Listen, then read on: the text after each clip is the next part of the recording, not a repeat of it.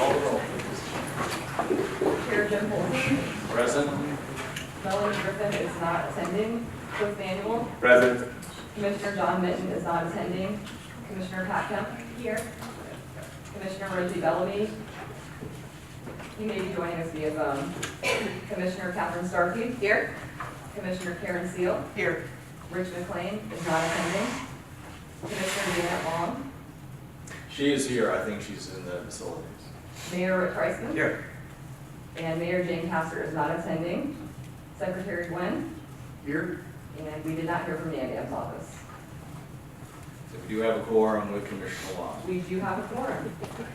Okay, before we get started, is there any commissioner that has to leave early today because we have important business to conclude, especially passing the budget? So if that's so, and everyone can't stay, let us know now so we can go ahead and get that done.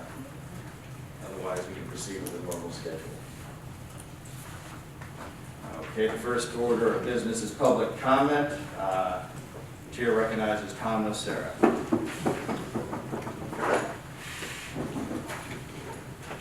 Good morning, members of the board and staff of TBARTA. This morning I want to make an update on our progress and also our vendor's progress at SkyTran.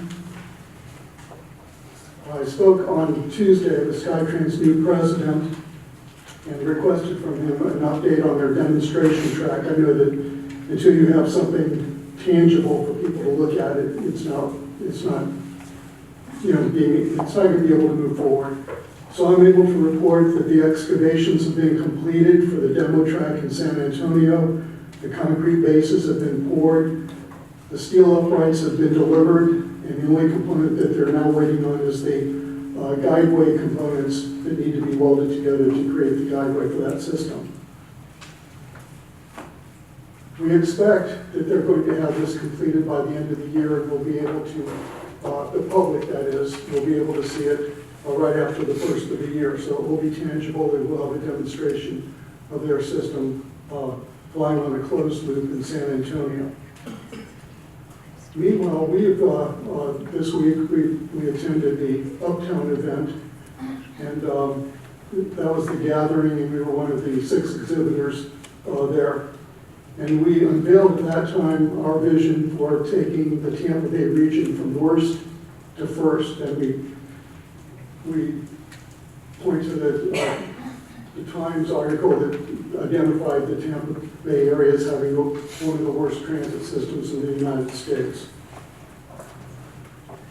We unveiled a project at that meeting also that involves a proposal that we have in front of the University Mall Development Company, RD Management, as well as the University of Florida.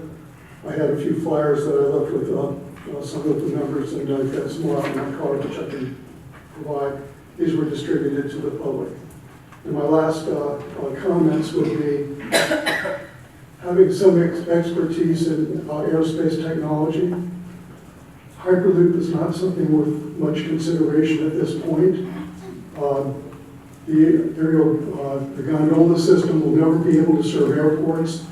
Of the 3 technologies that you're looking at currently, the Lilium project looks interesting from the standpoint of manned air taxis that could take people right to the airport. They're a modern day version of a helicopter basically, and the problem with helicopters is they have extremely high maintenance costs. So that forces the ticketing price to be really high. I think of all the technologies out there, the aerial personal rapid transit is by far the best, and that's why we're making a very heavy bet on that as being the solution for the Tampa Bay region. Thank you. Thank you very much for those comments. Next, the chair recognizes Ron Weaver.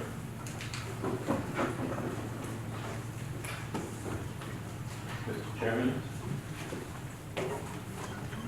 I come to thank you for the West Shore Interchange funding and for your magnificent efforts along with those of our community to work hard on the West Shore Interchange. Thank you for that hard work for the West Shore Interchange and advancing that cause with respect to funding the crucial parts of our region and the crucial fulcrum of our region where we connect.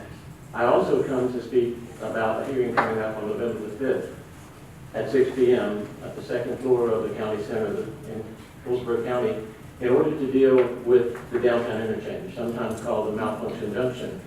And it's a crucial part also in this region that we make sure that we thank the DOT for a $175 million quick fix of that interchange. And while more needs to be done, let's encourage each other as a region to take that crucial link of our regional connectivity in downtown Tampa interchange, the malfunction junction, and to work with the DOT on the $175 million quick fix of that interchange for additional through lanes, especially a second lane for the south movement from USF East over to Orlando, taking only about 8 or 9 properties instead of the 200 that would have been taken by the original grander plan with respect to fixing the downtown interchange in downtown Tampa. On behalf of the business community and on behalf of those who need it for education and to their medicine and to their live, work, and play needs of the downtown interchange, I would encourage you to take that energy you've devoted to the West Shore interchange and others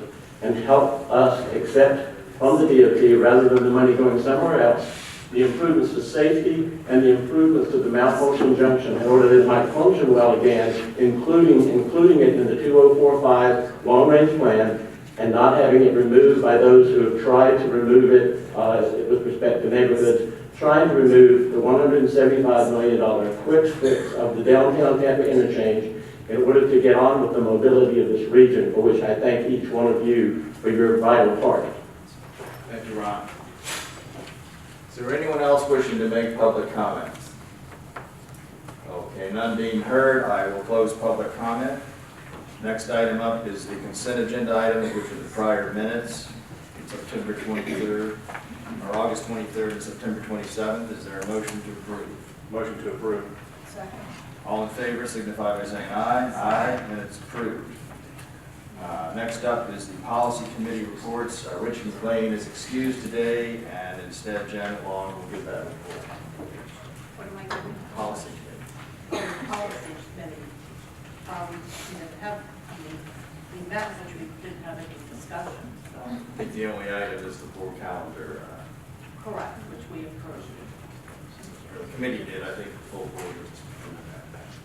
So in your packet, members, you'll see that there's a calendar, and I know that a lot of us, especially on the commissions, don't have a lot of information yet on what our own assignments are going to be as far as boards are concerned.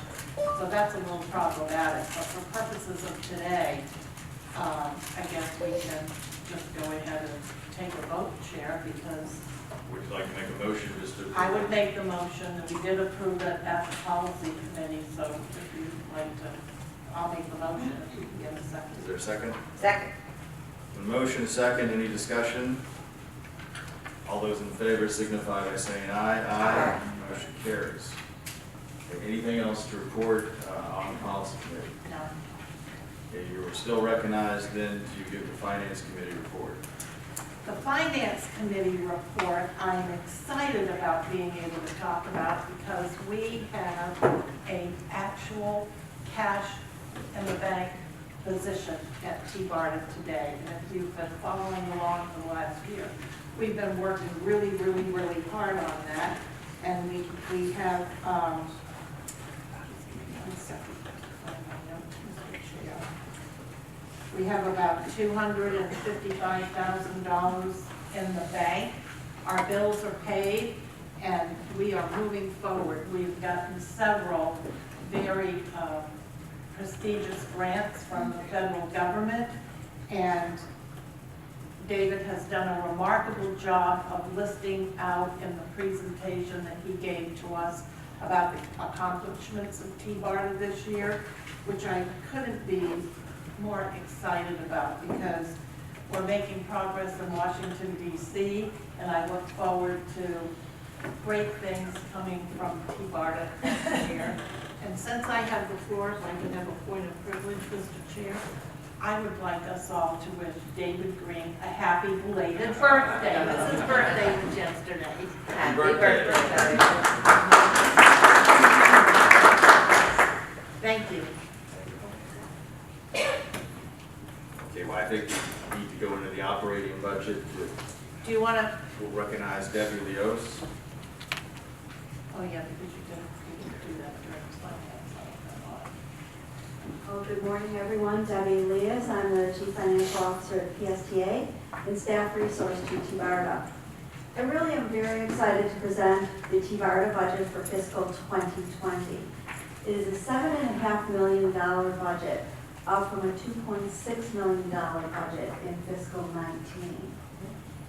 I look at TBARTA as a valued member of the transit community and an advocate within the Tampa Bay region. When I say valued, I mean they are viable, and in order to be viable, you have to be both fiscally responsible, and the budget for fiscal 20 is balanced. As a matter of fact, TBARTA has been very fortunate to receive an operating assistance grant from the state legislature for this year, and that will help us and go a long way. We need to be actionable in what we are doing. The CAP program, the Commuter Assistance Program, has within the budget for this year to grow the program up to 220 vans.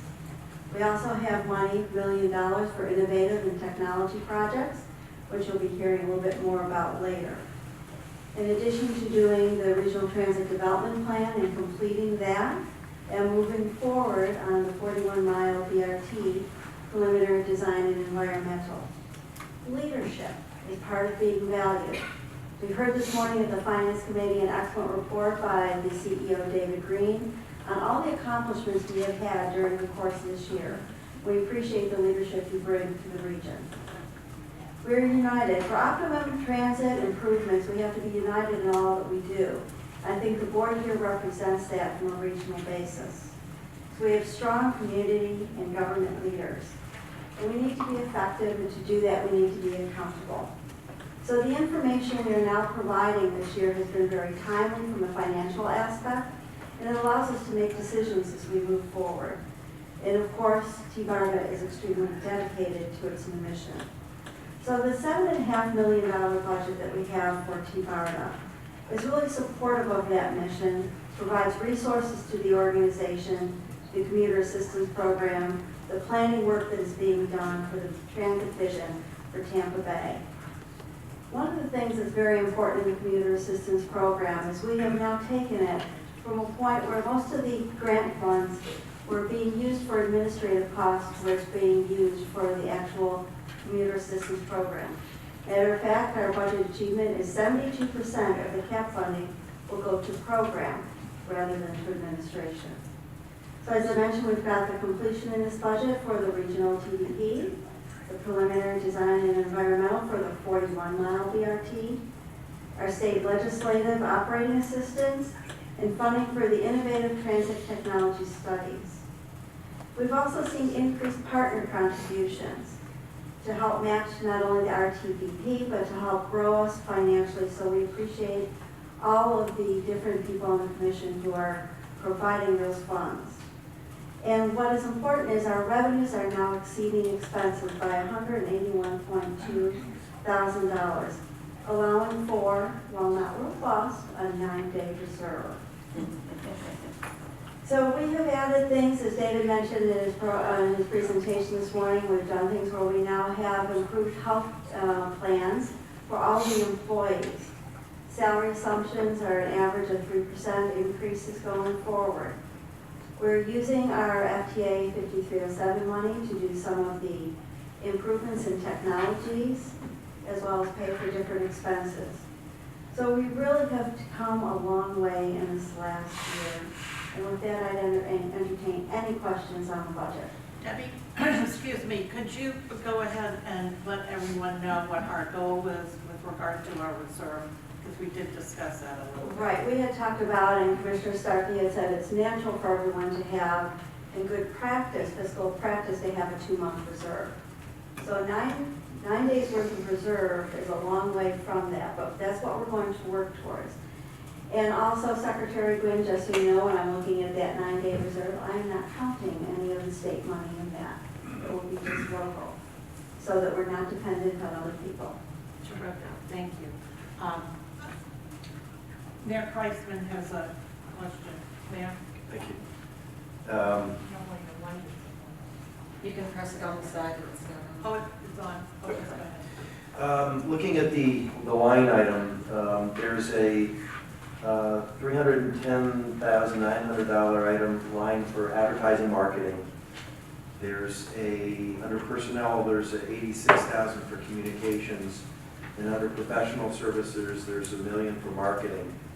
Can you tell me what the difference is and what will be done under each of those lines? Okay, I'm going to ask Melanie to come up since you're a little bit more into it, but we have marketing for TBARTA as a whole, and then we have marketing for specific programs. And then we have Chris over here, who is our communications director. Melanie, if you want to start, broad vision. So the marketing, to answer your question, we do have different marketing for the different projects that we work on. For example, there's marketing for the RTP. We also do have marketing just for community services. So I don't have the actual line item right in front of me, but those are kind of separated based on the departments. Under community services, we do have marketing, and under the planning for the RTP, we do also have marketing advertising. On the professional services, is that outsourcing or is that being done in-house? For the professional services, that's outsourcing, yes. Anyone else? Anyone else have a question about the budget? Anyone? No? All right, then, thank you, The Melanie. full board has to approve the budget.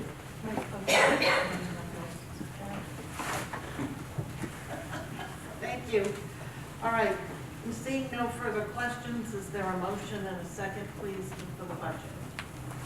Well, I'm running this, I have to officially answer that first. I thought we were still. Because you're on the finance, you're giving the report. Okay, go As ahead. chair, I have to ask for the vote. Would you like to make a motion to? I will make a motion to approve the budget. Is there a second? Any further discussion? All those in favor signify by saying aye. Aye. Any opposed? Budget carries. Any further report from the finance committee? Well, We have, under the finance committee report, we took up the amendment to the Right. executive director's employment agreement, which you brought and forward. I can present that if you like. Well, go ahead. Yeah, David's employment agreement needs to be modified with a simple amendment allowing him to join the PSTA health benefits plan, so the finance committee approved that, and it's their recommendation that the full board approve that, so. I move to approve. And motion and a second, any further discussion? All those in favor signify by saying aye. Aye. Opposed, motion carries. Are you, I don't know, you're going back and forth. Well, I have to ask for the vote before the board, and you can present the. All right, Cindy, would you like to come forward and speak to the Ride Match platform software recommendation? I'm Cindy Raskin, the Director of Commuter Services for TBARTA. I'm going to give you a little bit of background about this Ride Match platform that we use for our commuter services, and then Al will give you details about the procurement and ask for your action item today.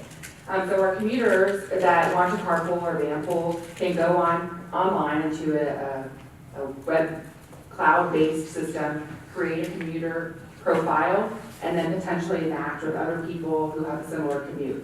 Carpool, vanpool, bike pool. We also use this platform to manage our emergency ride home program, which allows up to 4 rides per year home in case of a commute emergency.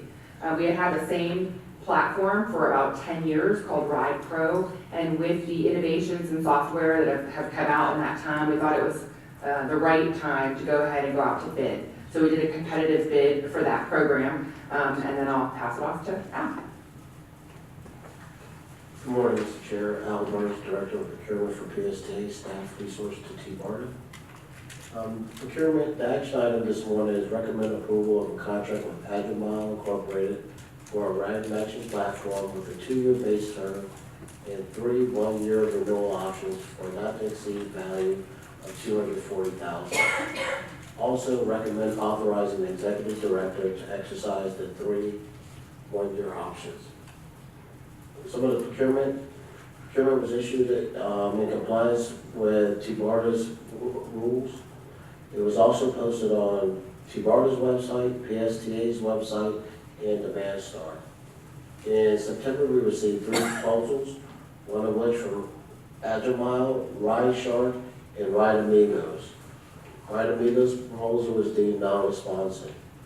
The evaluation committee comprised of 3 staff members of TBARTA and PSTA's IT director. The ranking of the proposals are inside your packets. We also requested a best and final offer, and we received that best and final offer in October of this year. The proposed contract price is $48,000 for each of the 5 years. The fiscal impact, as noted to Commissioner Kemp this earlier in the Finance Committee, the price is in line with what the previous contract that we had prior to. Ride Matching software is on the operating budget for an annual cost of $48,000 to be funded by federal 5307 grant dollars. Once again, Mr. Chair, the recommendation is recommend approval of a contract with Agile for a ride matching platform with a 2-year base and 3 one-year renewal options for a not to exceed amount of $240,000, and recommend authorizing the executive director to exercise the 3 one-year options. Any questions? None being heard, is there? I have a question. Oh, I'm sorry, Ken. I just had a couple questions. I'm just curious about the software, and it's probably a pretty, I'm imagining, 3 companies and one of them drops out. It's probably pretty limited in terms of what kinds of services or what kinds of companies do this type of service. And I was just curious where this company is, where else they have contracts, and where else they're doing this. Well, Agile does have contracts throughout the U.S. They were previously known as New Ride, and then they rebranded a few years ago. Of special significance, we think that's really going to be great for our commuters, is that they also have a contract with FDOT District 1 and District 5, which are the 2 districts that are contiguous with us.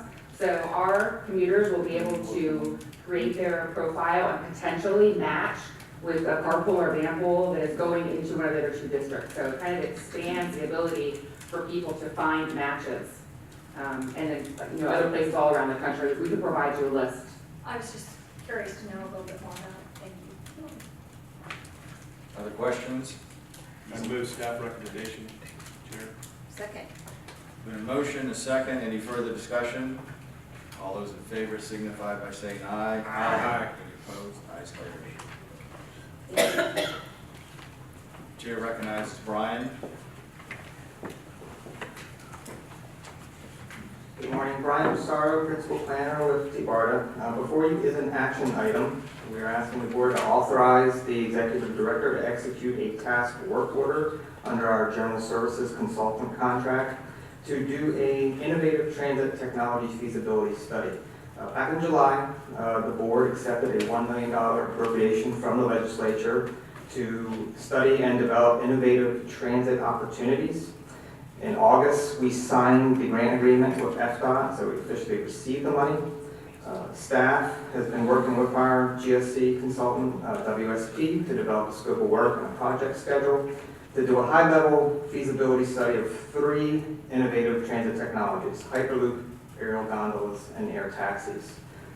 They have come up with a cost proposal of $220,916.84.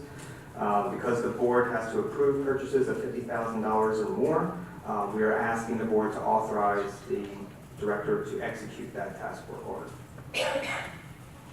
Any questions for Brian? I have one quick question that I forgot to ask earlier, Mr. Chair.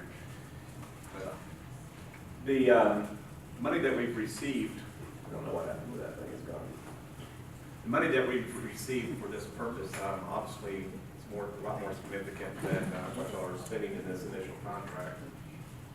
And I had asked David earlier if there's other technologies that would be explored after these 3 were viewed. Are we able to continue to use the rest of the state grant to continue this analysis once the feasibility study is done, or is the rest of the money refunded to the state? And what happens to how does the $1 million and the 220 coincide to conclusion? The money that we're not spending, which is probably $780,000, is still left on the table. We would still be able to use that for follow-on study. follow-up studies Correct. created from the. So as we're doing this, I guess what you would, I guess you could almost call it like a phase one. If we come across some other technology that looks like it has promise, then we have that money left over to do follow-up work. Thank you. Other questions? Okay, none being heard, I'll entertain a motion to approve the staff recommendation. Move approval to approve the staff recommendation. Second. A motion, a second, any further discussion? I'll just thank you. I'll just restate my earlier concerns about it. I understand that it's kind of a state task, I guess I could say, that was assigned to TBARTA.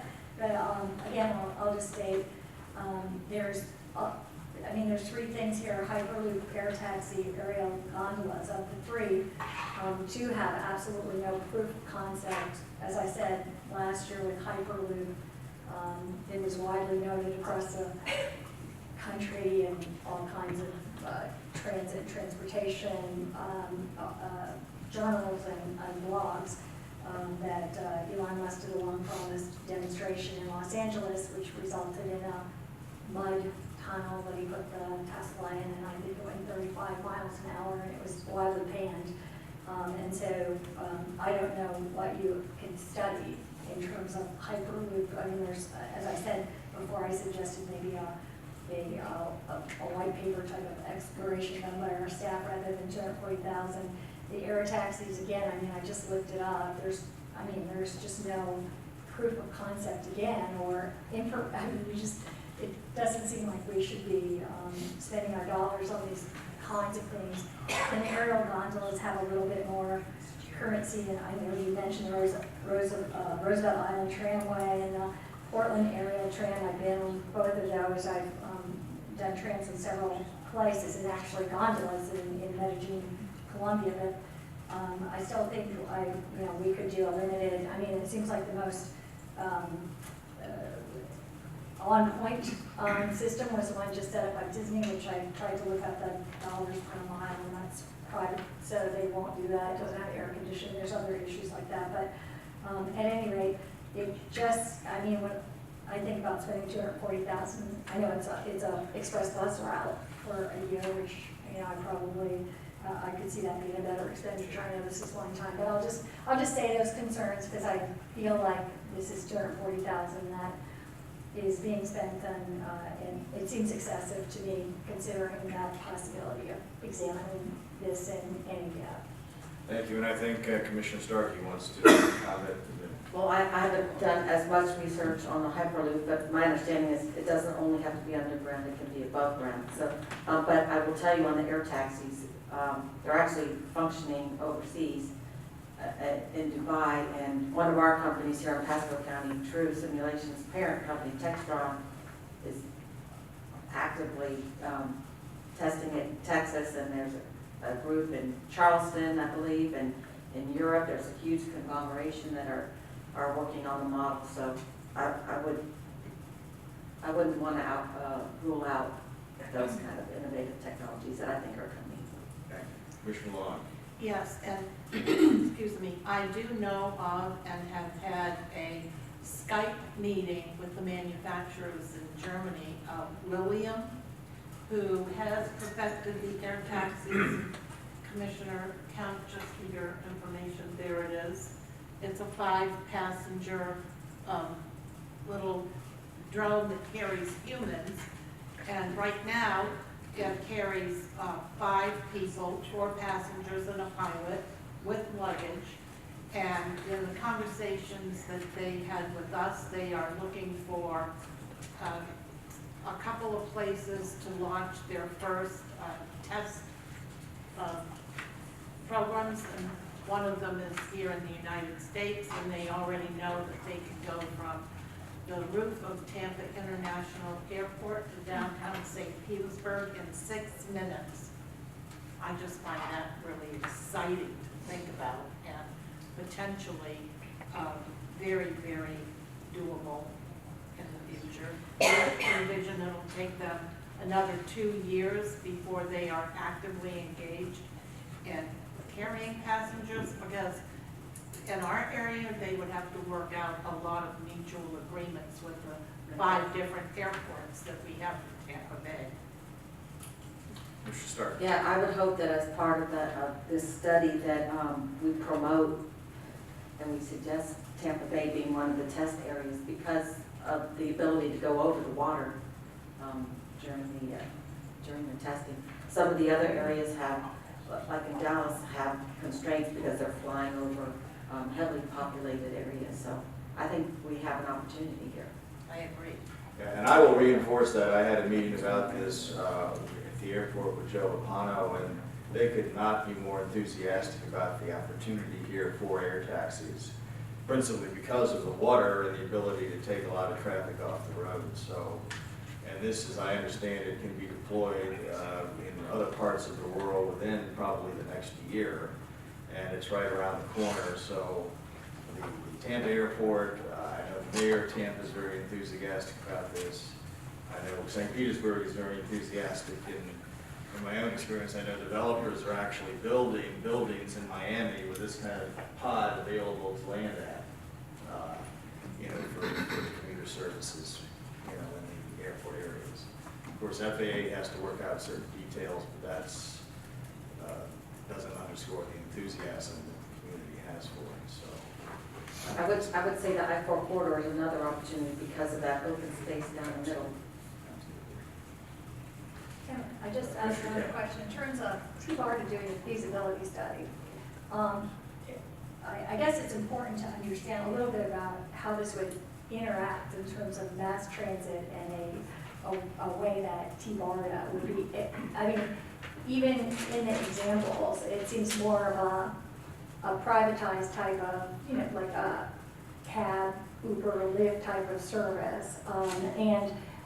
I can imagine, although I keep hearing differently, but I have, again, the proof of concept is pretty limited in terms of cost for someone to, for instance, go from TIA to St. Pete or downtown Tampa. Of course, it would be, that would be a great thing. I just wonder about our role in that, and our involvement, but also I think it'd be really important to understand costs, because I can't imagine it being a cost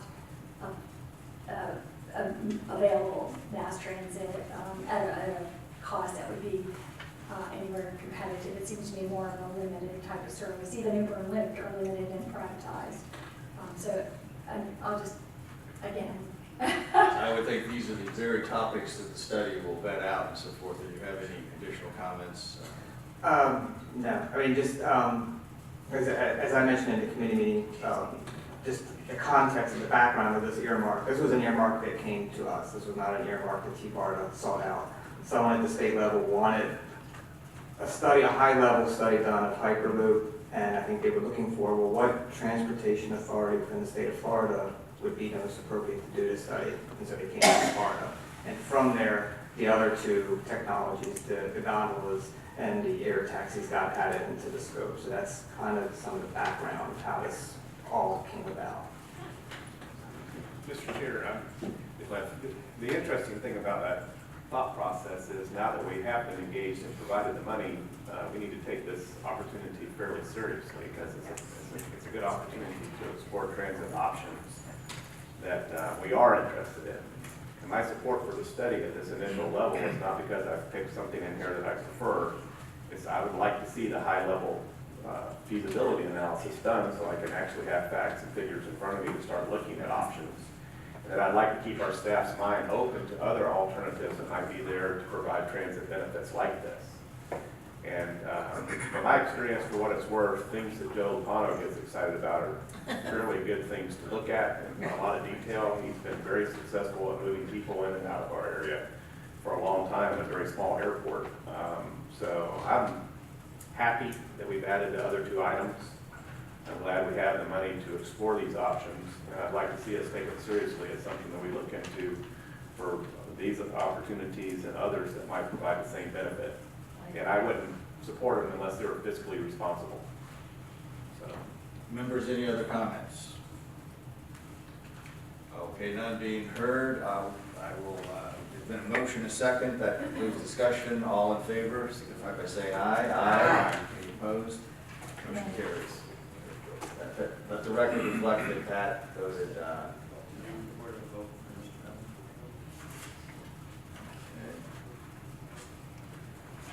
next, any other business for the finance committee? No, we need to record it. Okay. Mr. Bellamy's on the phone, Um, so we need to record yes. it. Oh, okay. Commissioner Bellamy, would you like to give your vote on that item?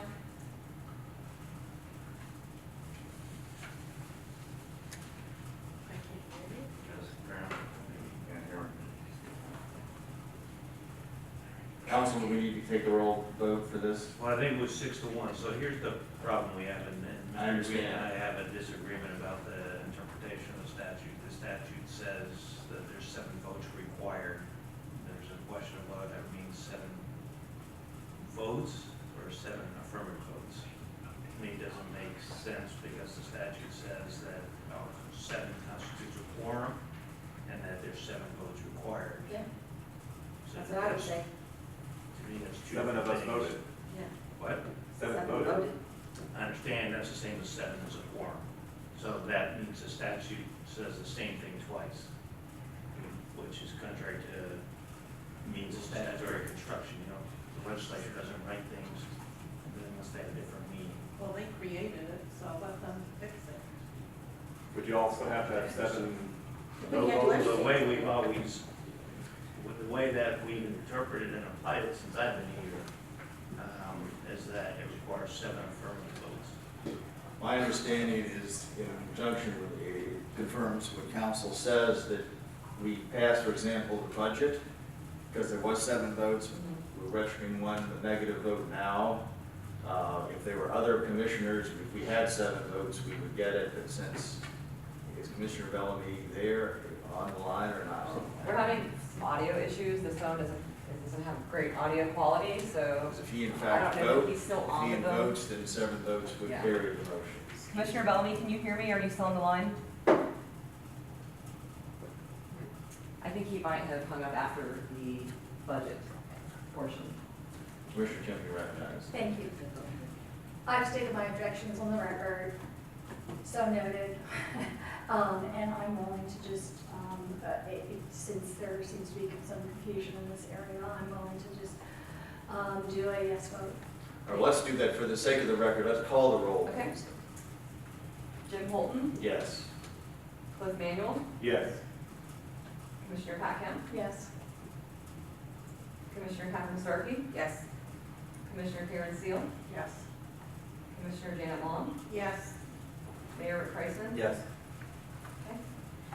And Mr. Chair, it might be a good idea when we do have people, since there is a difficulty with the phone, when you're taking a vote, we could maybe just, if we have somebody join by phone, just do a Absolutely. roll call so that we can record. Because And- Jennifer has to record a vote for everybody that's participating. And, Mr. Chair, can I also ask our attorney or Natalie or somebody to get clarification on the confusion with regard to the attorney telling us something and a few of us up here, a couple of us former legislators are not agreeing with that. Can you clarify that? Get somebody to clarify that for us, please? I'm pretty sure that's the rule in the legislative history. They wanted to make it a minimum, 7 votes had to pass anything on the board. Yeah, but it doesn't have to be 7 affirmative votes. Yes, I mean, a yes. 6-1 is 7 people voting, which No, is a but quorum no, vote. 7 votes have to approve of a motion, as I understand it. Council, I think, was. I mean, the way the sentence reads is it requires, it says that, and I'll read the exact, I've got the statute pulled up. It says 7 votes, it doesn't say 7 affirmative votes. Right, but you have to read it in context. It says 7 members of the board shall constitute a quorum, and the vote of 7 members is necessary for any action to be taken by the authority. We did that, 7 people voted. Doesn't say how that results of the vote. So the I never heard problem is that 7 members of the board shall constitute a quorum. That requires 7 voting people. If somebody abstains, that doesn't count towards the quorum. So to me, that's But a that's 6-1 saying the same thing twice. Mayor Gotcha. It's a confusing sentence. So what I would ask is that we have our lobbyists seek out clarification from the legislature if that was the intent, that it be 7 votes that have to be affirmative. If that's the case, we might want to advocate for that being changed, because it's basically requiring, if you've got 7 as a quorum, unanimous vote on everything. Yeah. I don't know that, I can't Other than imagine. if there were, That correct. doesn't even Other make than if there were. It doesn't make Other than- sense. yeah, What if I it's can't 4-3? imagine that's the intent. 5-2. Yeah. It So, doesn't make sense. I don't know. Plus, it worked in the reverse. I mean, if we all were against something and one person voted for it, it wouldn't count. It's not just affirmative. Well, but then no action will be taken, Okay. No action taken. right? So. So it's the same thing. I don't agree with that. I think Commissioner, I'm certainly not opposed to clarity on this, and by all means, but Thank you, Chair Natalie King with RSA Consulting. We'll be happy to go back to both House, Senate, and the Governor's Office legal staff as appropriate to review when the intent was put in place, their definition. We'll bring that back to you in writing. thank you. Thank you. And that was the interpretation that was also given by your prior counsel. That was. well, in any event, this underscores the need to have a quorum present and as many people as possible, and I think Thank you. But I'm all for getting this clarified, because it's certainly less than clear. Mr. Chair, a quick question. or everyone has to vote. Where everyone's gonna have it, Yes, Catherine? Mr. Zimmet, I know you are attorney for many different boards. Have you ever heard of that interpretation in any other board, or is that specific to this board? I've I've never never seen heard that. of that board interpretation before. It's not an interpretation, I mean, interpretation, I've never seen that language in any other statute establishing a special. Yeah, I think that's in this board. Okay. I've We never got seen This- that. There was a huge dispute, if all of us remember, when this legislation was created between Senators Latvala and Brandis, and I believe, my recollection and understanding of this was what was struck. You know, that you had to get something done by this board, you had to have 7 affirmative votes. And that was the insistence of one of those, you guys can be the judge of who it might have been at the Well, time. I think it's an to make it unintended happen. consequence. Maybe, yeah. So If clarification, that's true, we'll get quick clarification. I'm making on. All right, thanks. Okay, moving on, Chair recognizes Cliff Manuel for the legislative secretary. And what I'm going to do is recognize Brian Pissarro again to start off our discussion on the dialogue related to the administrative services we've been providing the CCC. Hello again. State law requires TBARTA to provide, quote, administrative support and direction, unquote, to the MPO Chairs Coordinating Committee. However, the law is silent on how that's to be accomplished. Since 2013, the way we've done it is through a staff services agreement that we sign on a rotating annual basis with one of the member MPOs. They give us $30,000 to offset our labor costs. As you know, in 2017, the legislature changed the mission and geographic scope of TBARTA. We're no longer a transportation authority, we're now a transit authority. We no longer have Sarasota and Citrus County in our service area. Because of these changes, the CCC MPO, that's a mouthful, staff directors, and TBARTA staff have agreed that a transition of MPO regional coordination responsibilities back to the MPOs would be beneficial to both of our entities. And I say a transition back because the CCC actually predates TBARTA. The CCC was created back in 1993. So we are going back to the way things used to be. What we have agreed to is that going forward, TBARTA will continue to use our website to post meeting notices, agendas, and meeting materials for CCC, with the MPO staff directors being responsible for the content. We will continue to make TBARTA's conference rooms available for the CCC staff directors meeting and for the other committee meetings. However, like I said, the staff directors and their staff, they will resume responsibility for preparing the agendas and meeting materials. And then finally, TBARTA with staff, we will continue to attend the meetings to provide direction on issues related to regional transit. So as a result of these changes, there will no longer be a need for the member MPOs to give TBARTA $30,000 a year to offset our labor costs because they are taking responsibility for that. And as I said, this is an information item. Thank you, Brian. Any questions for Brian? What we're recommending to the board to vote on today from the legislative committee is the direction to modify Florida statutes to also include what's been recommended here, because what we have right now is the Florida statutes related to our administrative services for the CCC require that service to be provided. We've now entered into a negotiation to modify that agreement with the CCC, and we would like for our legislative support to recognize that change and also modify Florida statutes to reflect the same condition. So we wanted to include that in our legislative work and request today, and that requires board action. Cliff, since you're chair of the legislative, why don't you make a motion then to that effect since you're chair of the legislative? I would move that we include in our legislative ask this year that we modify the Florida statutes, I think it's section 343.922, to reflect change where the administrative services would no longer be provided by TBARTA for the CCC. Been a motion, a second, any discussion?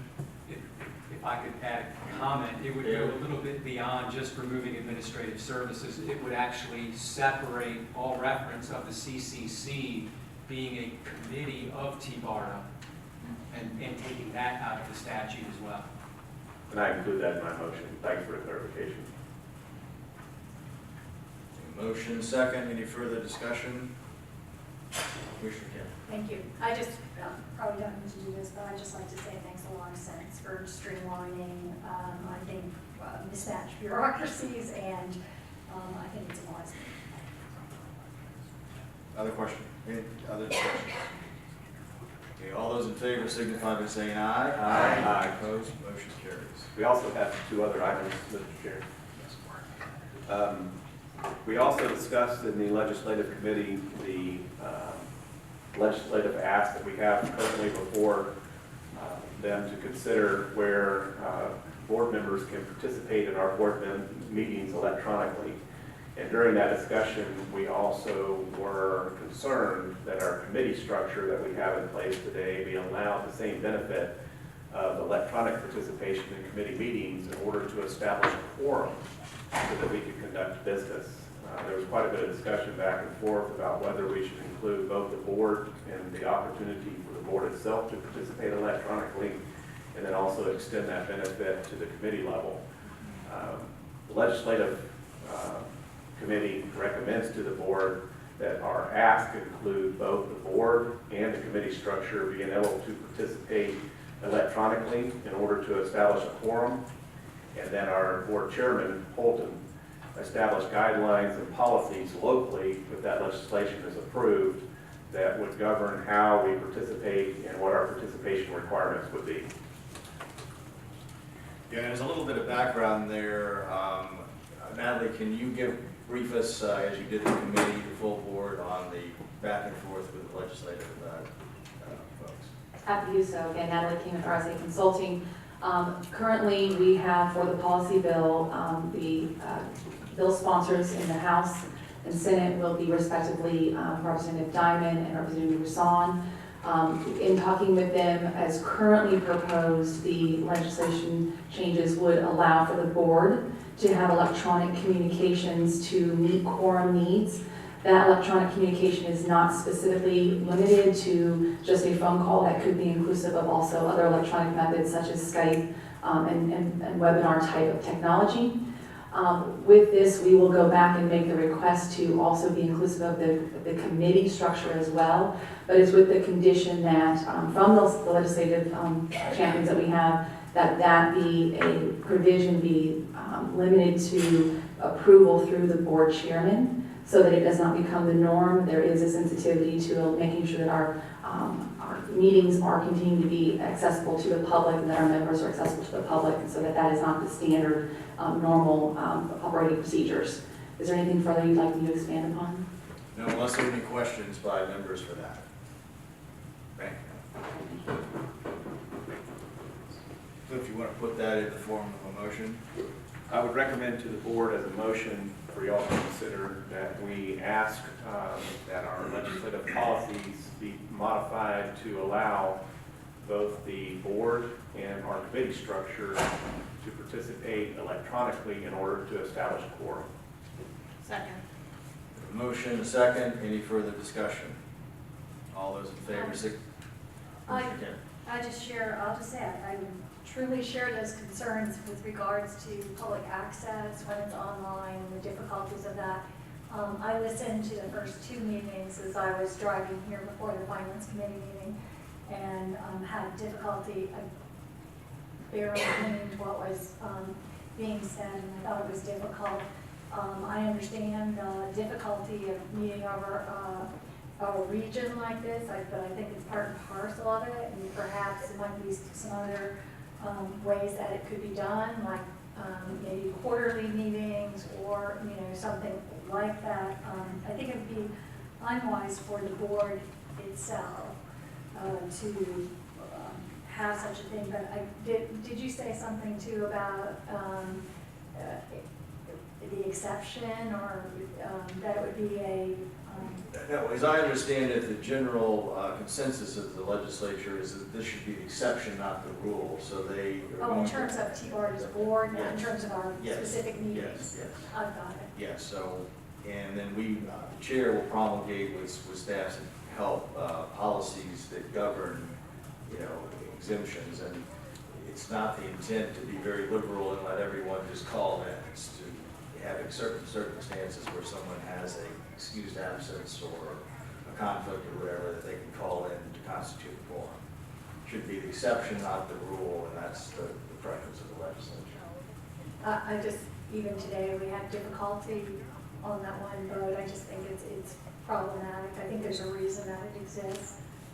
There is, certainly, and I think the most compelling reason is public access and public participation here. So to your point, well taken, and we're trying to strike a reasonable balance. Okay, so, any other, Was there a motion and a second? motion second? Yeah. Yeah. All in favor? Aye. Opposed? Ayes. No. I'm opposing it. Well, then we're back in the same spot. With this vote too? Yeah. All those? I'm opposed. Okay, call the roll, please. Can I want for a little bit additional discussion? Sure. Since we've talked about it a lot, and she didn't have the benefit of it. The interesting thing about what we're asking the legislative body to do is to provide a convenience for the board to use in order to establish a quorum under extenuating circumstances. We're not asking them to open the door up, and we have to trust ourselves and the chairman to elect policies that we get to vote on about how we're going to use this flexibility. So just because they provide us the flexibility doesn't mean that it has to be abused. He can set the policy and the board can adopt that policy that it can only be done 2 times a year, or under extreme circumstances. We get to set those rules once we've been provided the opportunity to set them. But today we can't even consider it when we need a quorum. And we've had times where a phone participation from someone that maybe is on vacation or gone or not able to attend would have made a big difference in our ability to make a recommendation to the board if we couldn't otherwise. So that's why I like the flexibility of the legislative body not restricting this issue for us, and then back to the board and the board chairman and our own policies for creating this opportunity for us to participate electronically in unusual circumstances. Other members? I might just say if maybe we could legislatively restrict that with that specific language, like no more than 2 meetings a year or something like that specifically. I'll go along. I feel uncomfortable. I feel like it's a slippery slope. I don't mind it as much with committee meetings, but committee meetings, you can hear the discussion, and it's even whether you pass it or not. I mean, it just comes to the point of it is getting the discussion, so the vote isn't, in my mind, that significant on the committee meetings at any rate. And so I feel some more level of comfort with the committee meetings. I would be willing, if you want to add into that, something of no more, that we would, or that there could be no more than 2 meetings a year under circumstances. David had a comment too. Thank you, Mr. Chair. A point of clarification is that this conversation was already taken up a few months ago. I believe it was at the August meeting, and the lobbyist was authorized to proceed with 2 items for the agenda. One was requesting that the mayors of Tampa and St. Pete be given the authority to appoint designees to attend in their absence, and the other was for board members to attend electronically. So this conversation has already been approved by this board. What we're talking about now is the change of allowing the committee members also to have that electronic access. And if you don't want to take that up today, that's fine, but having board members vote electronically and attend electronically has already been advanced by the board. I agree with you on that. I think that Natalie came back and said the legislature wanted to add some of the clarification to that. And I think what's happening now is Commissioner Kemp and others are remarking that maybe we want to negotiate a little bit with the legislature if that's possible. Natalie, you recognize again to give us your expert opinion on this. Thank you, Chair. Natalie King with RSA Consulting. I'm not sure if it's expert, but I'll do my best. You're recognized as such. The language that was originally proposed and has gone to bill drafting and is being filed is specifically to the board. It does not have any specific limitations or prescriptive language as to the purview of this board and the chair to promulgate the rules. It would be our advice and counsel to maintain control over your rulemaking and not ask the legislature to prescribe to you how you will manage this. I think that flexibility is essential to you, and that's what we've heard from you over the last several months. Adding the committee structure is something we can definitely take to them. It's a conversation we have had, but we can definitely revisit that. It was not something that was picked up by the legislative body when we originally talked with them.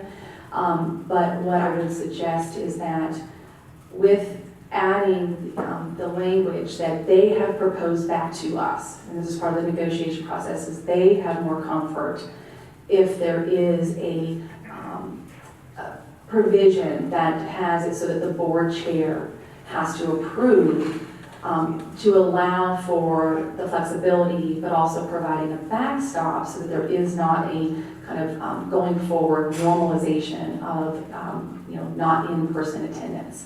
So I think that that has been thoughtfully addressed, and I think that there is confidence that the local board has the ability to manage that.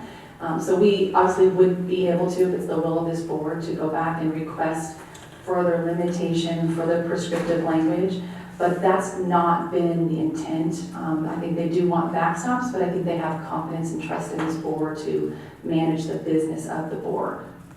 Is there anything further you'd like me to expand upon? No, other than if other members have questions. Commissioner. Thank you.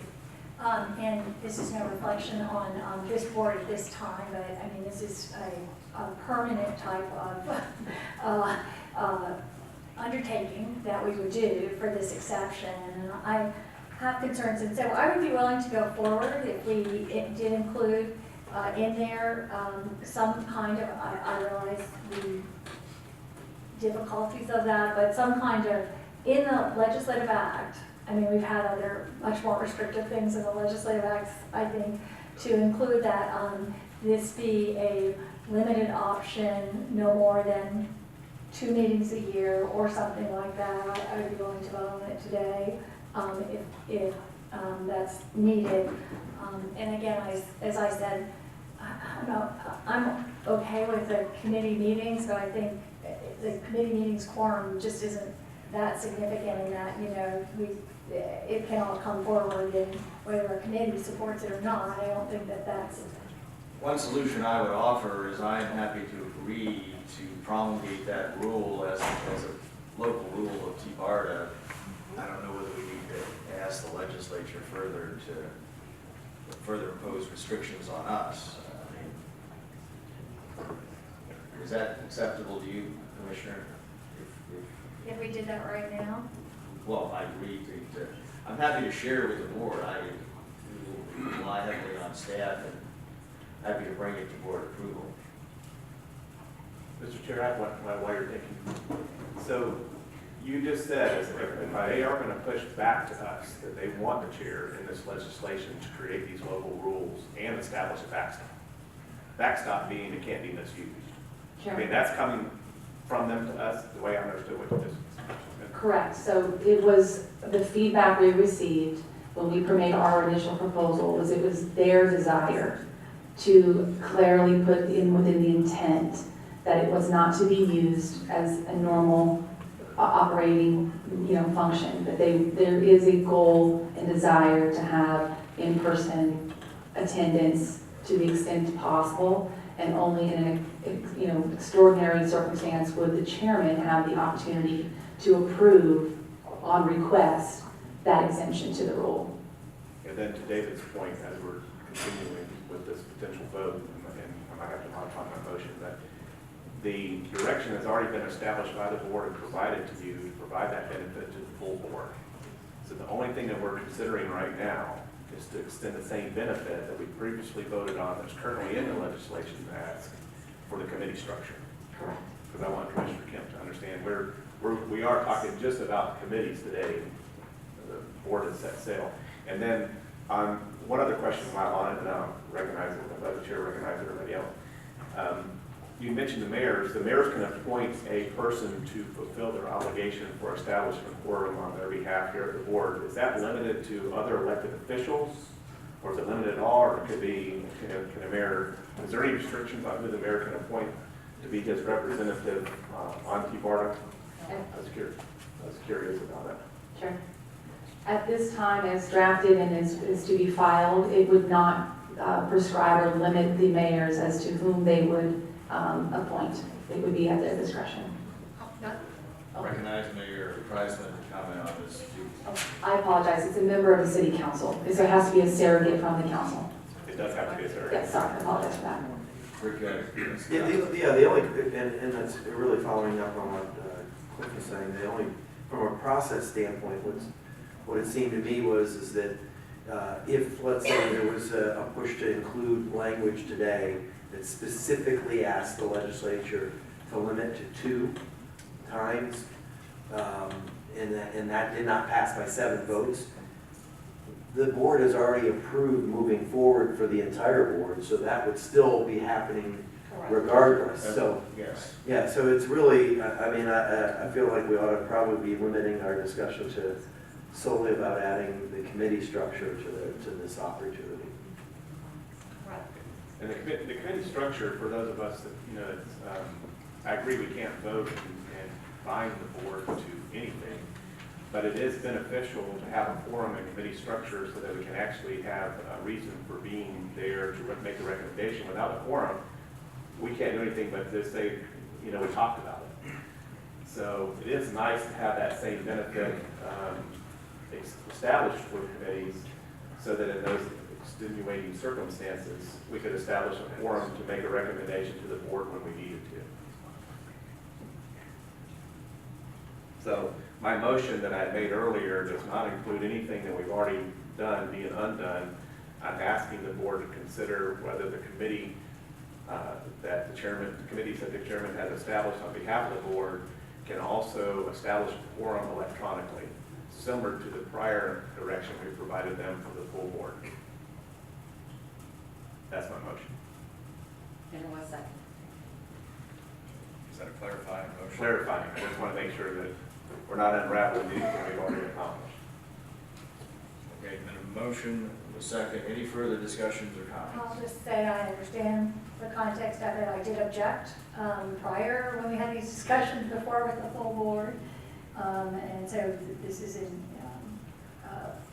I'm consistent with that, but as I said, I don't have the issue with the committees.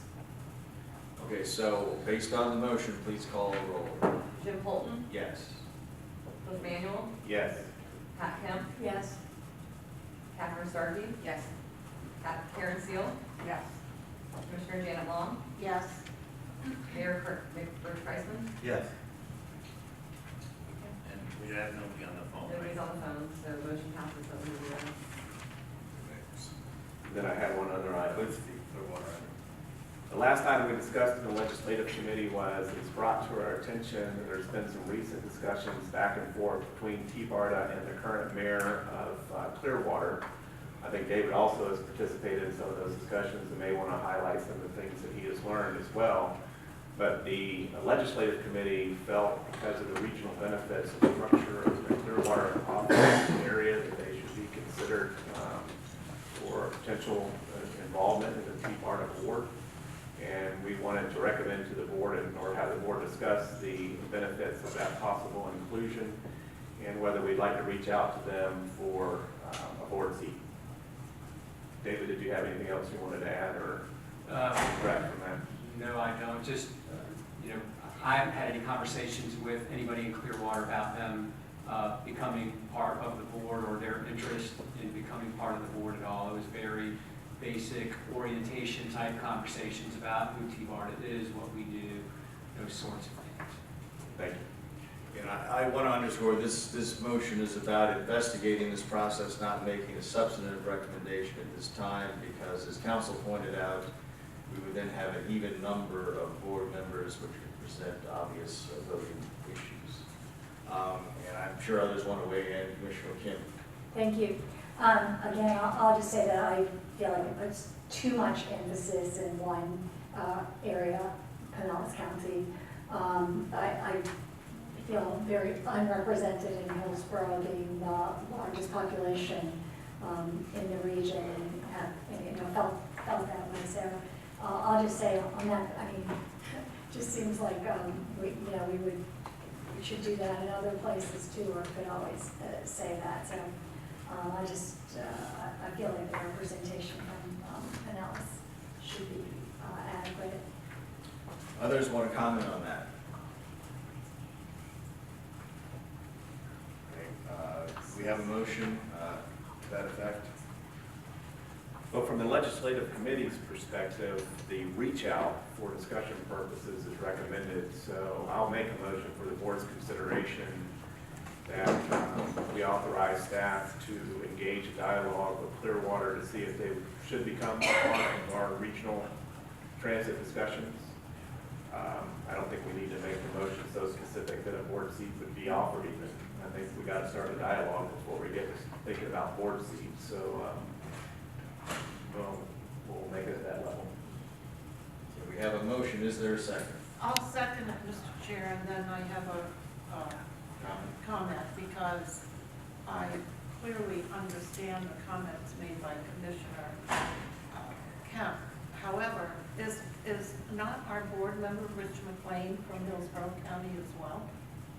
Yes, but he is from Hart. Okay, well, I'm from PSTA, so, I mean, kind of the same thing. Motion is second and discussion. You want to make some further comments? No, I just wanted to clarify that. Chair Holden, where are you from? I am from Pinellas, But but I have lived in Hillsborough as well, and I may be back and forth. Well, I feel like Commissioner's paying a little, because you have Tampa and Hillsborough and Hart on the board, and I have only me. So I am hoping that the governor's appointment will be from Pasco County, so we have another voice. But at least you've got three. I don't know. Good point, Commissioner. Yeah. Commissioner Seal. Was this and I may have missed that, was this initiated by the mayor of the city of Clearwater, or where did this come from? I brought it up, Commissioner Seal, because I've had conversations, well, Bill and I just spoke about it, and Mayor Hibbert, who is running from, or former Mayor Hibbert, and I can't remember who else was in that conversation, but there were several elected officials in the conversation, including a couple of legislators who thought it was a great idea and wanted to just explore a discussion. I mean, I realize that Clearwater has a lot of transit and transportation problems, so I understand it from that viewpoint, but I do concur. So county have their major city have, it's been a major city on it. I just, I want it to be fair to all, and that's where I would be coming from. So, if maybe you look at setting up another committee that consists of some of the other elected officials when we get to the point where we're really doing some robust projects. Maybe there's a different way of looking at this so that we're inclusive, but that we don't become a 21-person board. Yeah. Yeah, right. Yeah, and this is with all due respect to my friends in the city of Clearwater. I agree with Commissioner Seal. I think that there was an intention by the legislature when this board was established to look at having county representatives, but then have someone from the two largest cities represented. And so, I look at Clearwater's population versus Largo or Seminole versus Temple Terrace, and where do you start drawing that line, and then your board becomes so large, as the commissioner was saying, that it becomes unmanageable. I do think that process makes more sense when we start getting into some real substantive decisions on where things are going to be done and when they're going to be added, to look at maybe involving those folks at a subcommittee level to bring back to the full board. Commissioner Kent. Yes, I'd just like to say too, just by way of clarification, I look at it very much as being population-based, and with all due respect, again, Hillsborough County we're getting close to 1.5 million people. Pinellas County has about 1 million. Pasco has 500,000. 560. So I can see these being those, the representation being matched to population and being matched to also where that infrastructure is going into, and where the connections are being made. I think, make a good argument that maybe Plant City, for instance. I know others don't think of that, but I can see it being growing and being a very central place. So I just think it would be unwise to move in this direction at this time. But I appreciate Commissioner Seals. I think there might be, when there's more robust or specific involvement, or even just a committee out there to hear things from on occasion, ask a meeting of the other communities to find out if there's specific interests or needs or something that TBARTA should have a connection with in those communities. Mr. Chair,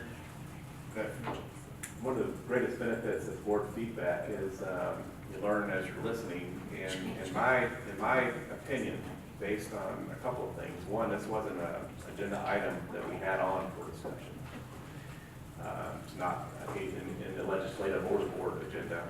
I think it'd be wise for us to ask staff to look into it, maybe just like consensus. I don't even think it requires a board vote, and come back with some thoughts for us to consider through another committee structure as to whether the benefits outweigh the negatives for this opportunity. I'd be glad to change that. Yeah, I concur with that, and a lot of your arguments are compelling here in terms of overall fairness, and point well taken, and we probably should not be in the position of second guessing the wisdom of the legislature. They had a reason for doing this in the first place. So. We want them to be happy. Happy legislators. So you withdraw the motion? I am. Is there any other business then from the legislative committee? There's not. Okay, none being heard, we'll move on to the next item. Chair recognizes Bill Johnson.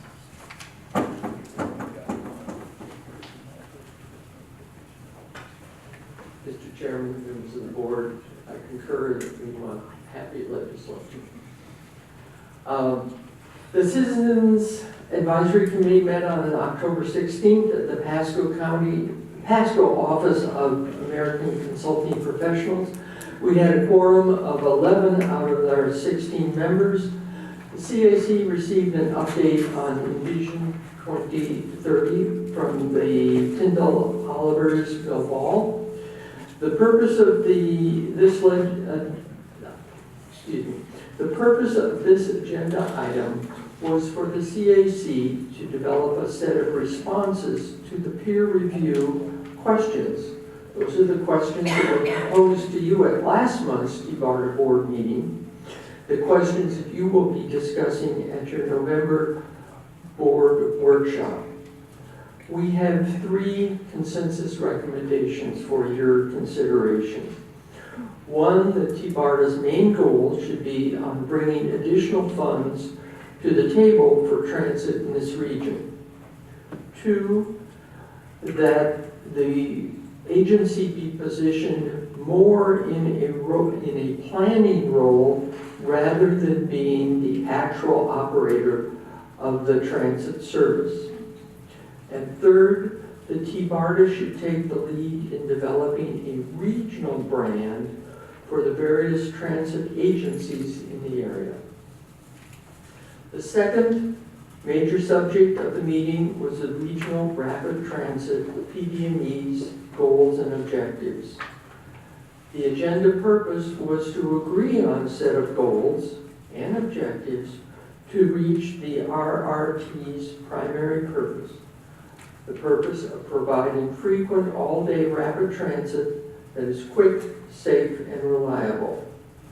With regard to the project's purpose statement, the comment was made that defining the term all day to include only the hours of 6 a.m. to 12 a.m. may be too restrictive for those going to and from shift work. With regard to the project's proposed objectives, the group supported the substitution of the word regional for the word bus in the project description, RRT instead of BRT. The project is about mobility in quotes, instead of specific technology. The CAC agreed that reliability and predictability to the destination are the key goals of the project, of the proposed project. It is appropriate to describe the project brand with terms such as modern, advanced, and mobility. Words do matter. The CAC collectively developed a list of additional project objectives: affordable commuting option, or perhaps workforce cost-attainable mobility. Second one is to minimize or avoid future road congestion. Third is promote and sustain green, clean energy initiatives. Fourth, reduce the need for or demand for personal vehicles where possible. The fifth, convenient accessibility for the transition to the final link to home or work locations. And six, to encourage joint public-private development, or P3s, along the corridor. And I distributed, or had your staff distribute, a copy of the flip chart that was used in that brainstorming session for your reference. We started to discuss also how we could improve the role of the Citizens Advisory Committee in its purpose of providing regional-oriented advice to you, the board. And we plan on continuing to look at ways that we can provide value to your decision-making process. We received an update on the CCC proposed changes, but you've already approved that, so we won't tell you that we recommended approval on that. Lastly, we discussed the possibility of TBARTA providing van pool service in Manatee County. In response to that, staff reported that TBARTA can provide van pool service to any county in Florida, so long as the vehicle starts and stops in FDOT District 7. So, however, our marketing and outreach are limited to District 7, so the exposure to Manatee residents is very limited. That's the report of our committee. Thank you, Bill. Any questions for Bill? Thank you very much for that report. There was no Transit Management Committee report meeting. The chairman's report, I'll be brief. I would just want to emphasize that everyone, as we've made some legislative asks to reach out to their legislative delegation as well and try to reinforce what we're doing here to keep the good work going as we move through the legislative session. And thank Natalie, you and your team for such a great job in keeping us briefed and getting things going up there in a positive way. Appreciate that. We'll take the presentations now. I know Brian wanted to make some introductory remarks prior to bringing Scott up. Can we stop on number 7 for just a second? Well, we're going to take number 7 as at the end, rather than Okay. trying to do the presentations now, and really it should be next to the adjournment. Brian Pissarro with TBARTA staff. I'm the staff project manager for the PD&E study of the Regional Rapid Transit. What you're going to hear today is an update on the station area analysis. The Regional Transit Feasibility Plan identified 21 station areas. We want to narrow that number down. Scott Pringle and Jack Gonzalez from WSP are here. They're going to talk about the analysis that they've done. That analysis has included both quantitative as well as qualitative data. As Scott will mention, we've gotten some really good feedback from the business community, as well as from city and county land use planning staff, and also from our own Citizens Advisory Committee. So without further ado, let me hand it over to Scott. Thank you, Brian. Good morning, board. Scott Pringle with WSP. As Brian introduced, I'm going to give you an update where we are with the Regional Rapid Transit Project.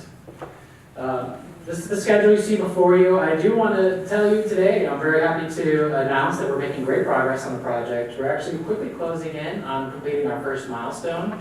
So this morning, almost afternoon, I'm going to give you a quick progress update on where we are.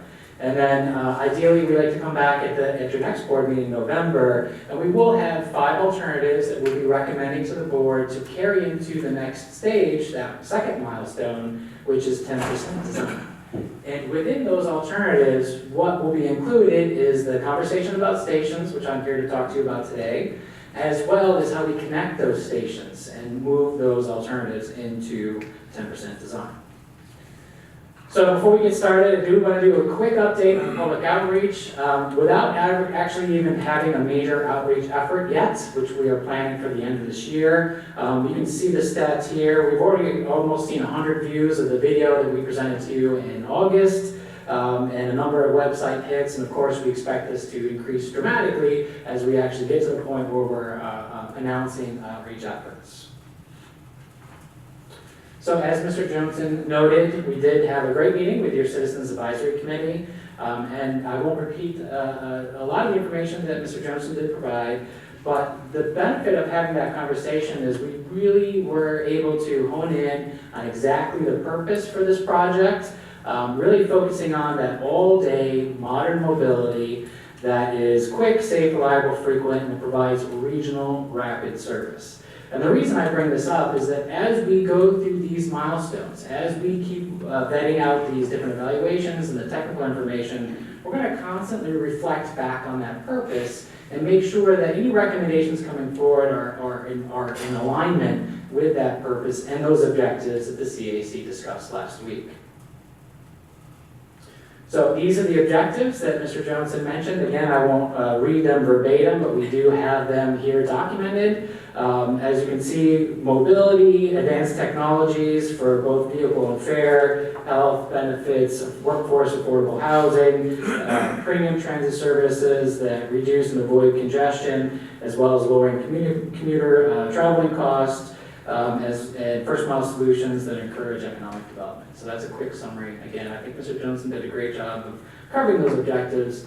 Purpose being, as we go through each step of the technical evaluation, we'll always, as your team, reflect back on those goals and objectives. So, we get to talk about where we are with the stations. So we actually get into some of the fun stuff.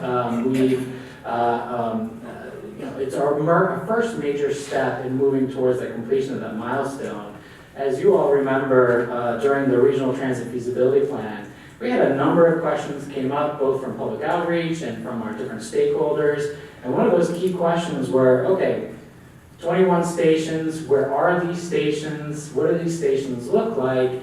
And what is the appropriate number of stations to carry forward into the next process? So we took on that first question. How many stations should be included as we move this project forward? And what that really does is by understanding the number of station areas, it allows us to then begin to really focus on some of the details within each one of those station areas. Now, to be clear, for a point of clarification, we're calling these station areas. So this is an area that's about a mile wide or a half-mile radii, where a station can be located anywhere within this bubble, as it were. So we're focusing on those 21 bubbles. And once we understand where those priorities are, then the next steps from a station perspective is we get to start getting into the conversation about actually what types of stations are these? Are these stations that have a platform in the middle of the interstate? Is it something that has access immediately adjacent to the interstate? Or is it something that's maybe 2 or 3 blocks actually into a neighborhood at street level? And we call this next step identifying the station typology. So again, we need to know the number of stations that we're going to look at, and then we can start digging into the type of the typologies of each one of those stations. And I know here today you have Ms. Savia, Terrence Savia, is going to talk about TOD best practices, and I think it's a great opportunity, and I'm really happy to see that she's here to talk to you today about TOD, because as we're defining those typologies, which will be coming in the next couple of months, that's an excellent opportunity to take the information that she's going to bring forward to you and really integrate that into what we're doing at the station level.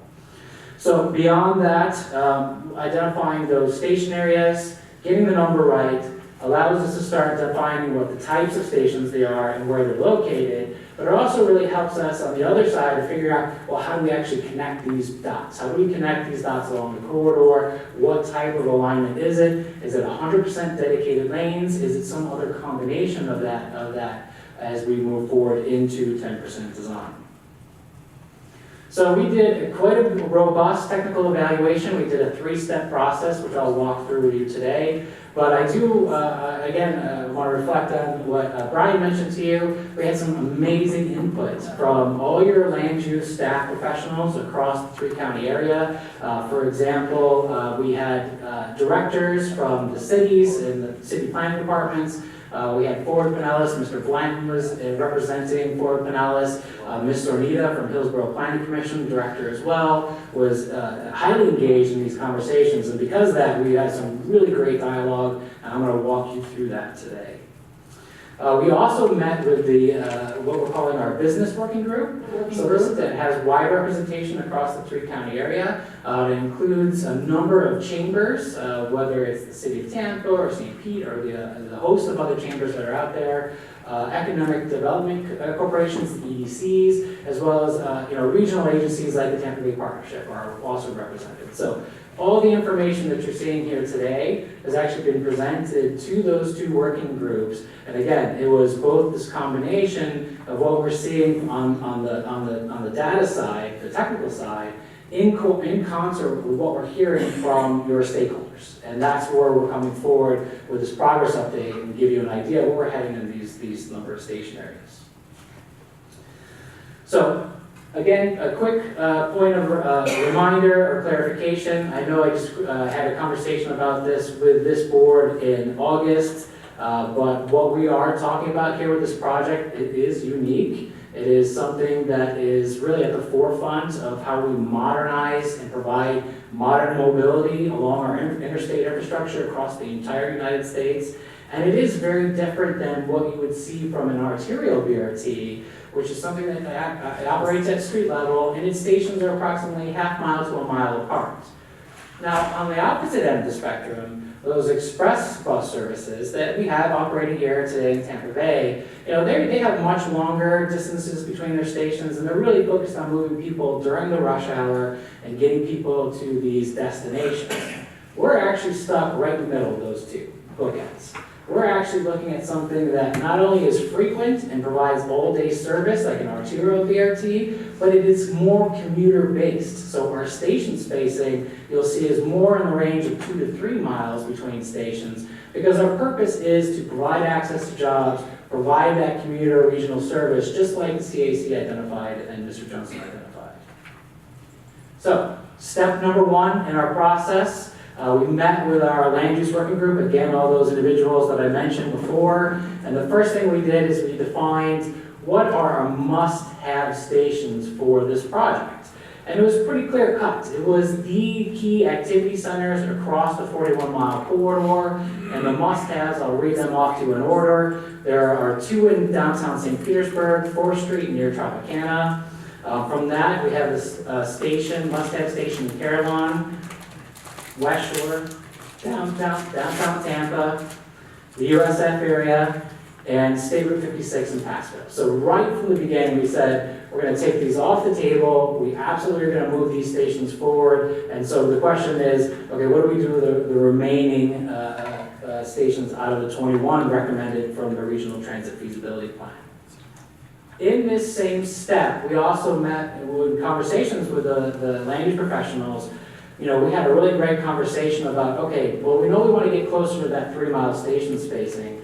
Are there any stations of the 21 that we can go ahead and remove now for a whole host of reasons? Maybe they're not physically viable based on their understanding of plans and efforts that are going on in their individual communities, or, you know, is it just some station, for example, a great example of that is in the Toy Town area, where it may be still another 10, 20 years before you have good connectivity at the local level to make that station work. So we actually were able to remove 9 right off the top. I will list them to you here. We had 3 proposed stations in downtown St. Petersburg. So with having 4th Street and Tropicana Field, the group was very comfortable with moving 8th Street, so focusing on 2 stations in downtown St. Petersburg. I mentioned Toy Town, and that might be a great opportunity, but it's going to be a long-term opportunity versus something that's available to us now. As we move across the bay to Hillsborough County, Howard Armenia and North Boulevard, there's a lot of great local service that's already being planned and provided in those areas. And we also have to be cognizant of our partnership with the department and what they're doing on the modernization of the interstates. And from an engineering feasibility standpoint, it would be very difficult to provide station access at those two locations. So the group is very comfortable removing those. And then moving forward north of downtown Tampa, similar thing, where we know there's a lot of opportunities for service at the local level. Again, our focus is regional service. A lot of opportunities at the local level at Hillsborough Avenue, a lot of engineering constraints involved, historic resources.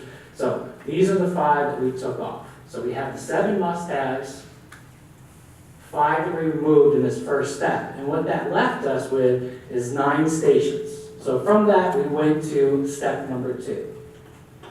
So in that next step, we asked the question, okay, regardless of the location of these stations, what's the right number of stations? Is it 7?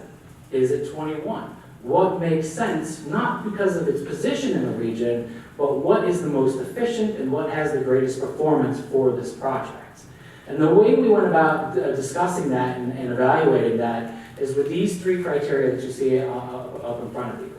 We looked first and foremost at the cost effectiveness of this project. Because at the end of the day, the goal is to seek federal funding to get this project implemented. And if we're not competitive in that criteria, we don't have a project to take to the federal government. So we looked at that first. Second, we looked at the details in the ridership and started evaluating different trends in the ridership data to decide what kind of information or what kind of points that we can glean from that. And thirdly, we looked at a cost-benefit ratio of providing those stations in regards to the amount of ridership that you're getting from it. So in this slide is that technical information using those 3 criteria, and I'm just going to quickly summarize those. So when we look at the full 16 stations, which is removing the 5, we first looked at a combination of 7 all the way up to 11. And the reality is that less than 11 stations, we're not necessarily going to be cost effective because we don't have the ridership we need to put a project forward to federal government. However, from 12 stations up to 16, now we're well within that range, that striking distance to have a project that's competitive. Second, what we saw is there were big jumps in the ridership, percentage-wise, when we went from 11 stations to 12 stations, and actually when we went from 14 stations to 15 stations. So that simple fact alone tells us that there are some performance metrics that are really taking place in serving that commuter service. So we started focusing then on 12 station combinations or 15 station combinations.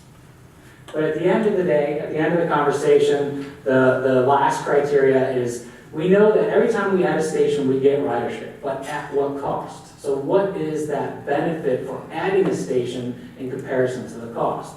And we started looking at that clear number really popped out at us is that 12 is the right combination. It is cost effective, it is the performance we need to get a federal project built and be competitive for federal projects, for federal funding, and it has the appropriate mix of cost benefit. So what we honed in on is 12 stations. Now this is what we took to those working groups. And we had a great conversation, and there's a lot of consensus across all those working groups. They understood the data very well, and they were very comfortable with looking at a combination of 12 stations along the corridor. And if you remember that conversation that I just introduced you about the station spacing, of our goal to be around 2 to 3 miles in station spacing, the RTFP, we're at about 1.3 miles in station spacing.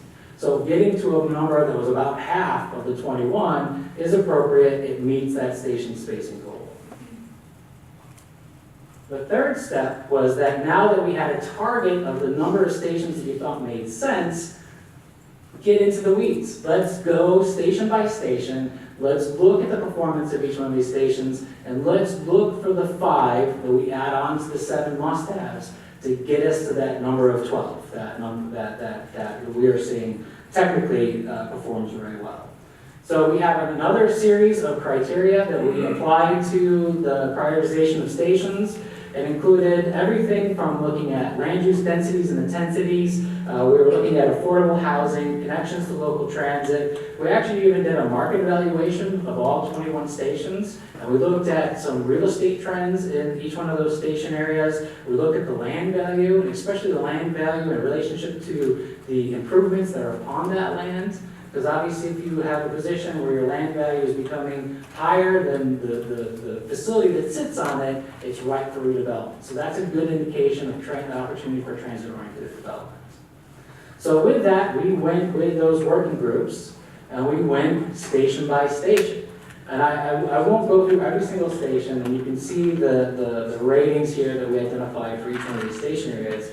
But with the group, we had some really great conversations. So when we started talking about 22nd Avenue versus 62nd Avenue in Pinellas County, we saw from a technical standpoint that we were getting very strong ridership at 22nd Avenue. It's very close to downtown St. Petersburg. But we heard from city staff and from county land use staff that they really liked the opportunity of potentially looking at 62nd Street for a whole host of reasons. There's a great connectivity to the local transit service. There's fantastic opportunities for workforce housing and affordable housing, which is definitely something that I know we're all looking at, and I know it's very important to Pinellas County. So with that dialogue, we understood the technical performance, but for the purpose of our stakeholders, they were leaning more towards moving forward with 62nd Avenue. So it was a great conversation. Similarly, when we jump over to Hillsborough County, we had a great conversation about the stations north of downtown Tampa. This is Flora, Nebraska, MLK, and Waters/Bird. When we looked at Waters/Bird area, there was consensus across the board. Everyone felt very comfortable that this would be an excellent place to have a station. There's great TOD opportunities, great redevelopment opportunities. You're right next to the river. There's a lot of community assets in that area. And from a technical side, we saw a lot of good performance in there. So right from the beginning, everyone was comfortable with Waters and Bird. But we had this really interesting dialogue to the technical results that we were seeing for Flora, Nebraska, and MLK. We didn't see the ridership that we were expecting. I'll be honest, I was personally surprised. I expected a lot more ridership out of those 2 stations. And what the truth is what we're seeing from the data is that those station areas, being so close to downtown Tampa, have such a significant amount of local transit service as it is today, is that commuter regional market isn't there. So we're not picking up those commuter rides, which is the purpose of this project. So it was really great to see that sort of vet out through the technical data. We had a good conversation with the working group about that. But ultimately, what we were left with is the understanding that between Bird or Waters area and downtown Tampa, we needed to have some sort of access for the Seminole and Tampa Heights neighborhoods.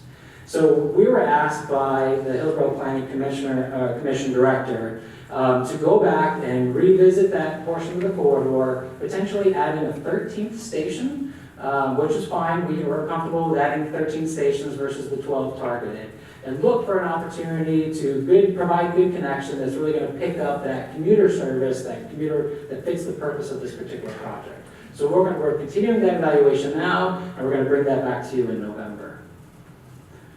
Moving farther north, this is jumping north of downtown or the USF area. We had another great concept. Scott, I think Commissioner Kemp wants to ask a quick question. Yeah, sorry, I didn't know whether it's better to ask now, but since you're on it, back to the, those in Tampa, did you say the Planning Commission Director, Melissa Yes. Sornino, asked you to look at those? Yes. I think that would be a very, I think it should be at Waters and not at the others. So I'll just add that, but I'll talk to the Planning Commissioner, but I just wanted to clarify that. Thank you, Commissioner.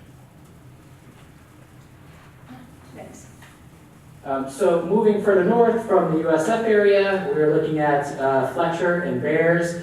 A very different story from what we were seeing at those two more urban stations closer to downtown. We actually saw more ridership than we expected, and the reality is it's the opposite story, right? Here, there isn't quite as much local transit coverage. There is definitely a commuter market to be served, and we saw the ridership estimates show that and prove that in the data that we were looking at.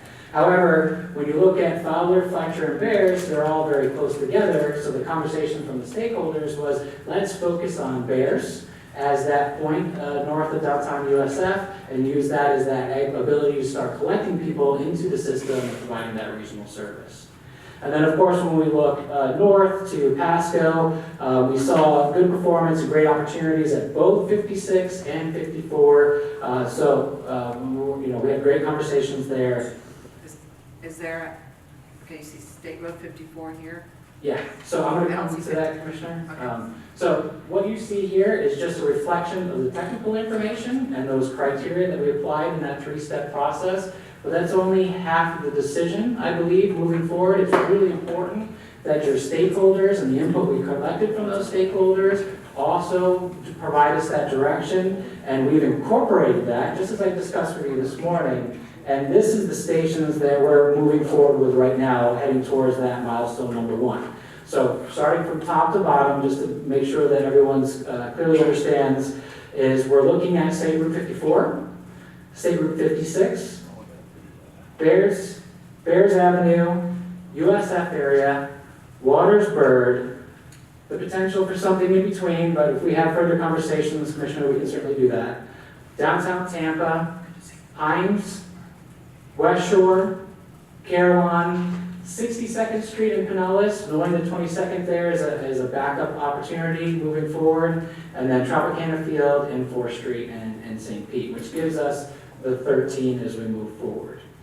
So from this point, and what we're going to be bringing to you next month is working off those 13 stations, or possibly 12.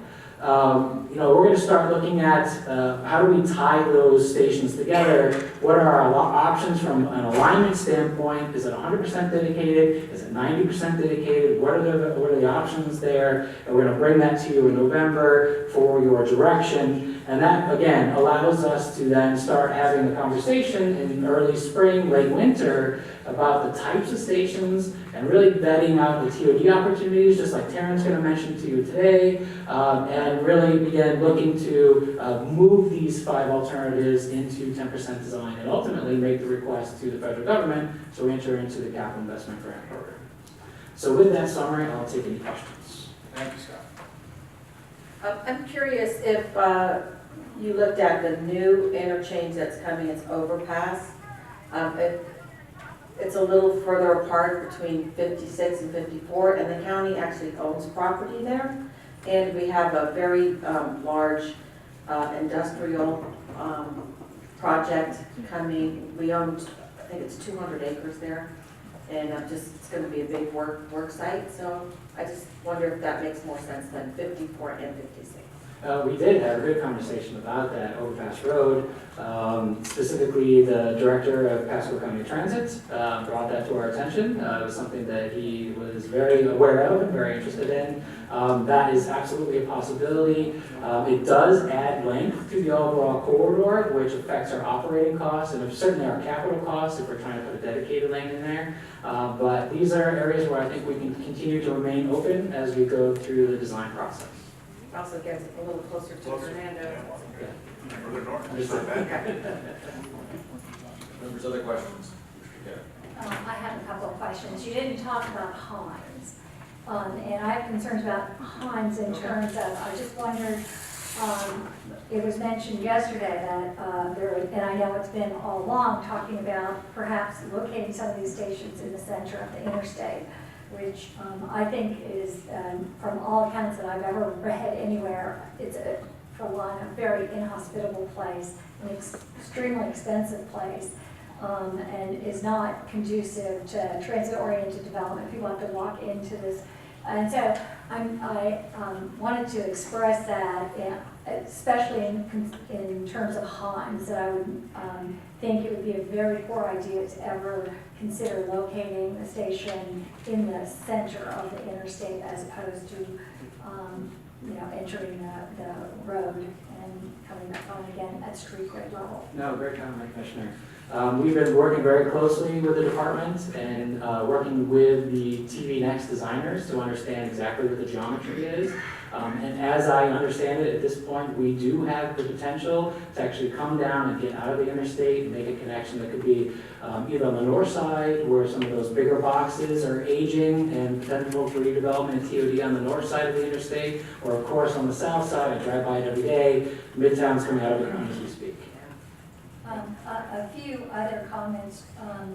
At what point, you've originally stated that there would be 9,000 parking spaces associated with this, which, as you know, I have many concerns about. I, of course, would not like to see any more parking added to downtown Tampa. I don't believe that. I don't see, I'm not sure about the Hines area or the Fletcher, but I certainly would like to see within the city limits of Tampa. I'm very concerned about adding parking or very limited parking. To me, that 80% of people, when they go to transit in an urban area, approach it by walking. And then also concerns in terms of Waters Avenue, because I would not like to see these areas filled with parking garages. And I'm speaking to the city of Tampa. The other places I don't know or pretend to know, but I'd just like to know at what point is that part of what in this process about in terms of the parking garages? Yeah, it is part of this process, and we're actually going to get into some detail on that. You can expect that in the spring timeframe of next year. We put a placeholder in when we were doing the planning effort for the RTFP. Now that we've got some details and we understand some of these station area potentials, we're going to actually get into a lot more detail. And I'll be honest with you, Commissioner, my personal philosophy to approaching defining these stations is that it is not a one-size-fits-all. We have to go through and look at every station individually, understand the community context in which those stations will exist, and make the right decisions for that community. So if it's at the discretion of this board that there are stations that have zero parking, then that's appropriate for this site. Finally, I just want to ask, because it's come up here before, this wasn't part of this, but in terms of set aside right-of-way exclusively for bus lanes, and I will say that I was with a group of national experts on these topics a few weeks ago, and I said, do you know any place in the nation where there's a set-aside bus lane on an interstate? And I wondered if they could give me any examples. And no one could, and finally someone said they thought that there was one in the Lincoln Tunnel that has been there for many years and has buses every 5 minutes on it. I'm just saying that it doesn't seem to be a practical, cost-effective option. And so I wanted to bring that up at this time. Because I know the pictures are all showing that, and, we've had discussion of that, but I never thought that that could actually exist, because I frankly figure that if such a thing was set aside, that there would be a lot of public outcry from an area like this. So I think that's where I mentioned those alternatives, we're going to carry forward. We are going to study that, we're going to evaluate that, whether it's 100% dedicated or some other combination. Directly to your comment, Commissioner, we are breaking new ground in a lot of ways here. This concept for Tampa is on the cutting edge of how you apply bus rapid transit, especially within an interstate environment. But I will point to the fact that we do have this very unique opportunity present to us, and that's the partnership with the Department of Transportation. They are actively looking at modernizing their interstates and have, at least informal conversations of interest, including these additional benefits to transit as part of their larger project, which would be actually give us the opportunity to potentially leverage federal highway dollars, not just federal transit dollars. So that partnership alone is unique across the country.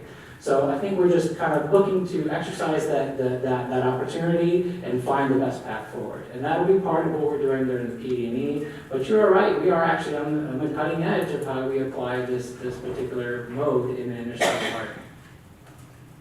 Any further questions? Start. Just in doing research on that, I just read that in New York City, they closed 14th Street, very busy street, and it's only open for buses only. And that they're traveling so quickly that people are missing their stops. And it's becoming a great pedestrian corridor as well. So, Can I just clarify, no, it's not a highway. Yeah, exactly. And that makes all the difference. There's plenty of places that are really robust bus rapid transit at street grade level, where streets have been set aside, and that's where it makes sense. But that is the major point. It's not an interstate. Well, I think we're a little hamstrung here, so I think this is our best opportunity. Well, and I'll be honest with you, the truth of the matter is our region is so woefully behind in how we provide premium transit that we have needs across the board. And this is a solution that really works well with the assets that we have in place today to serve that purpose, provide that commuter regional service. The arterial BRT is an excellent tool as we're looking at providing circulation at the local level. Rail, I love rail, and I would love to see it be brought to this region, and it's part of this pantheon of tools that we have to actually take what has historically been an auto-dominated region and begin migrating into a more modern transportation system. Now, one question I had to Commissioner Kemp's point about parking, I think that obviously as AVs come on the scene more and more, parking is going to be diminished, possibly even more than we realize now. And I think you have to, when you do set aside parking, you have to also look at the convertibility of that parking to other uses, as it's supplanted by AV technologies that just have a drop off at a station and not any parking. So I assume you're contemplating that. Absolutely, absolutely. And, we are working close with the department on, specific station areas like the West Shore Intermodal Center, in which we're taking that very much into consideration and providing more space than you would anticipate for the ride-share, microtransit availability, the walk pedestrian as compared to sort of traditional automobile parking. Members, other questions? Okay, thanks for that, Scott. Now we're going to hear TOD from Terrence Avery.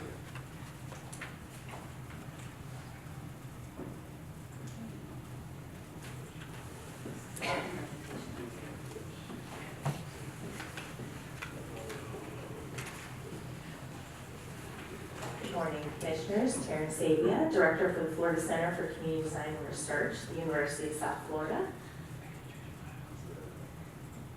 And real quickly, for those of you that may not know the Florida Center for Community Design and Research, we are the research arm for the School of Architecture at USF. We were originally founded by the Florida Legislature in 1986 with the mission to assist the citizens of Florida in creating more livable and sustainable communities.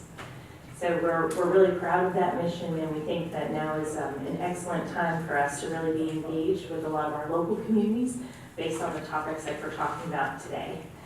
So when we talk about transit-oriented development, there's two key definitions that I want to go over. And I know some of you have seen this presentation before, so I promise to quiz you at the end. But the first is, what is transit-oriented development? And it is dense, compact, mixed-use development near transit that provides access for people to reach amenities, jobs, education opportunities, housing, and more. And the second definition is value capture. So when we look at value capture, we're looking at that proportion and value that transit confers on nearby properties. So as we introduce transit to areas, we typically see properties grow in value. And if we plan and develop in a way, we can actually capture that value and utilize it across a transit system, either for expansion or even maintenance.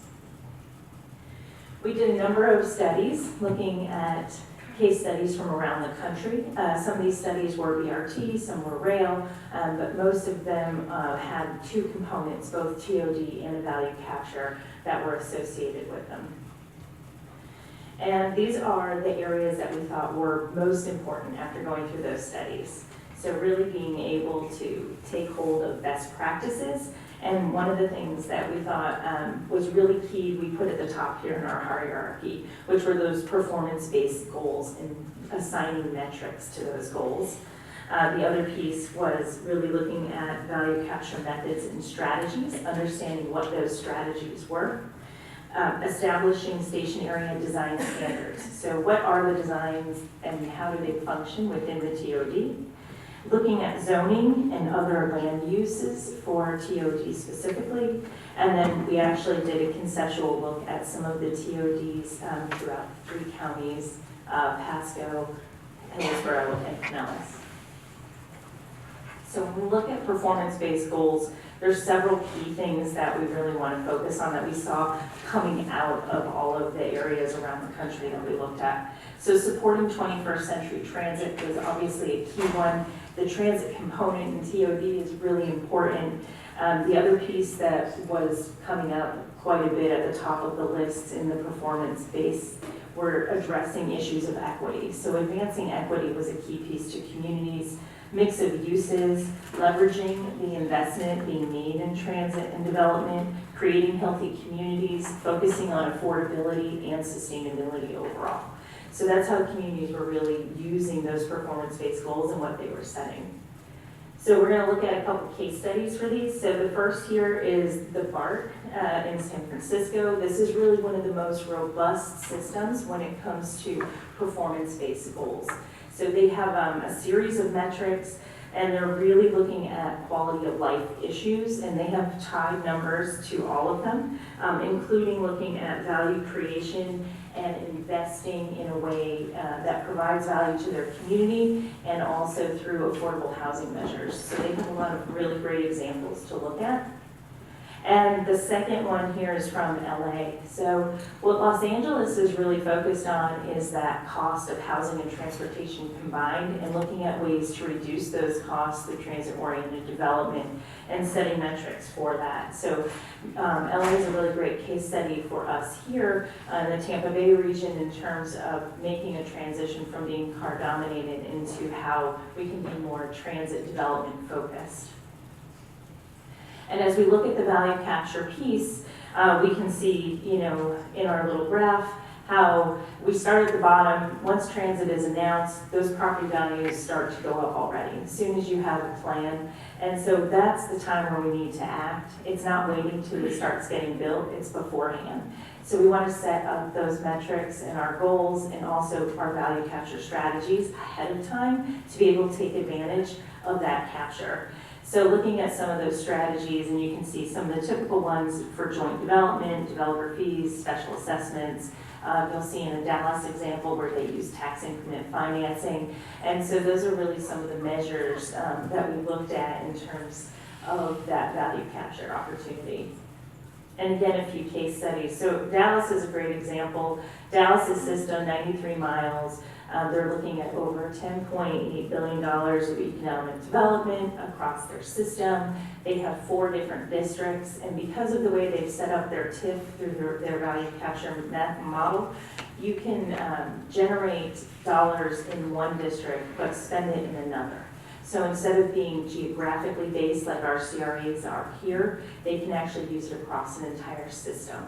So that's not only how they improve some of their walkability and bicycle infrastructures, but it's also how they have expanded their system and had maintenance supported through their. Another example for a smaller system, Quincy, Massachusetts, and overall they've used some public-private partnerships, joint development. So this is again just a different model of how to set up value capture overall. They were using development partners in the community to help establish the TODs in their area. And this one, you know, as a background in architecture, is obviously one of my favorites, but the design piece. And this is really important because we want to make sure that we're putting our developments where they're going to have the most benefit for our communities and also be able to drive the most development dollars so that we can support the types of goals and initiatives that we have. So when we talked about that near transit piece for TOD, it's really key that we focus on that first quarter mile around our transit station. That first quarter mile is what we call the 5-minute walk. So it's the most comfortable walk, it's the walk that most people are willing to do, it's also where we see the highest property value and opportunity. That second circle, that half mile, right, this is going to be another pedestrian bicycle supportive zone. This is also going to see development dollars high and rise in this area as well. And then we have that full mile outside, right, which is our transit supported area. So people within this area typically are using these transit modes. So really focusing though on that first quarter mile and half mile are going to be key, and making sure that we're utilizing our land in those areas around our stations to the biggest value possible. And again, a couple case studies here. So Richmond Highway BRT, this is a corridor, it's a dedicated corridor. They were really focused on complete streets, pedestrian scale, and making sure that those elements were built into the overall design of their TOD. The Health Line in Cleveland, another really strong example. This is an example of looking at neighborhood by neighborhood, really context-based solutions to their transit stations, wanting them to fit in and to be able to enhance those communities where they exist. Also focus on the pedestrian scale, but definitely a character-based approach. When we got to zoning, there were a few key pieces that we found when looking at zoning around the TOD stations. So some of the commonalities that we found were definitely in the higher densities, the pedestrian-oriented nature within the transit-oriented development component, an increased mix of uses, making sure that the amenities spread far and wide, and then limited or no parking. And I know that the parking has come up already today, but this was a key piece in a lot of the transit-oriented areas. We find that, you know, they really do have a focus on a mix of being able to walk, bike, utilize local networks for transit and regional networks. And those were key focuses. So again, here's the Pulse Corridor. Pulse Corridor really focuses their zoning around scale. So as the scale of their corridor changes, their zoning adapts to that. And they're looking at how they can create a full system along it. So they really have created a series of priority streets within this corridor. And so by prioritizing certain streets for certain modes and uses, they're really having an effective kind of zoning model. This one is great. Arlington's example here, you can see their TOD rings, right? This is really about that quarter mile, half mile, and they're applying their zoning categories within those. So they've created their own mixed-use categories, and they change in density and intensity based on where they are in the neighborhoods that they're addressing. But you can see how these TODs are linked along the system and how they connect as they come along.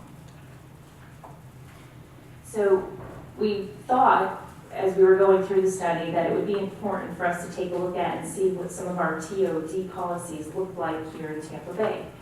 So we looked at FDOT, we looked at Hillsborough's MPO, Pinellas MPO, we looked at City of Tampa, and as many different typologies that we could find. So we took a stab at creating what we thought would be some good examples of how we could look overall at Tampa Bay and start to create a TOD language when it came to zoning and policy. So we have a few typologies. And the first here is going to be our most dense. This is the urban center. So this is really going to be your downtown St. Petersburg, your downtown Tampa, and looking at those high density urban centers. Next is the mixed-use business center. So again, looking at areas like Carillon in the St. Petersburg, Pinellas area, and also looking at the West Shore area in Hillsborough.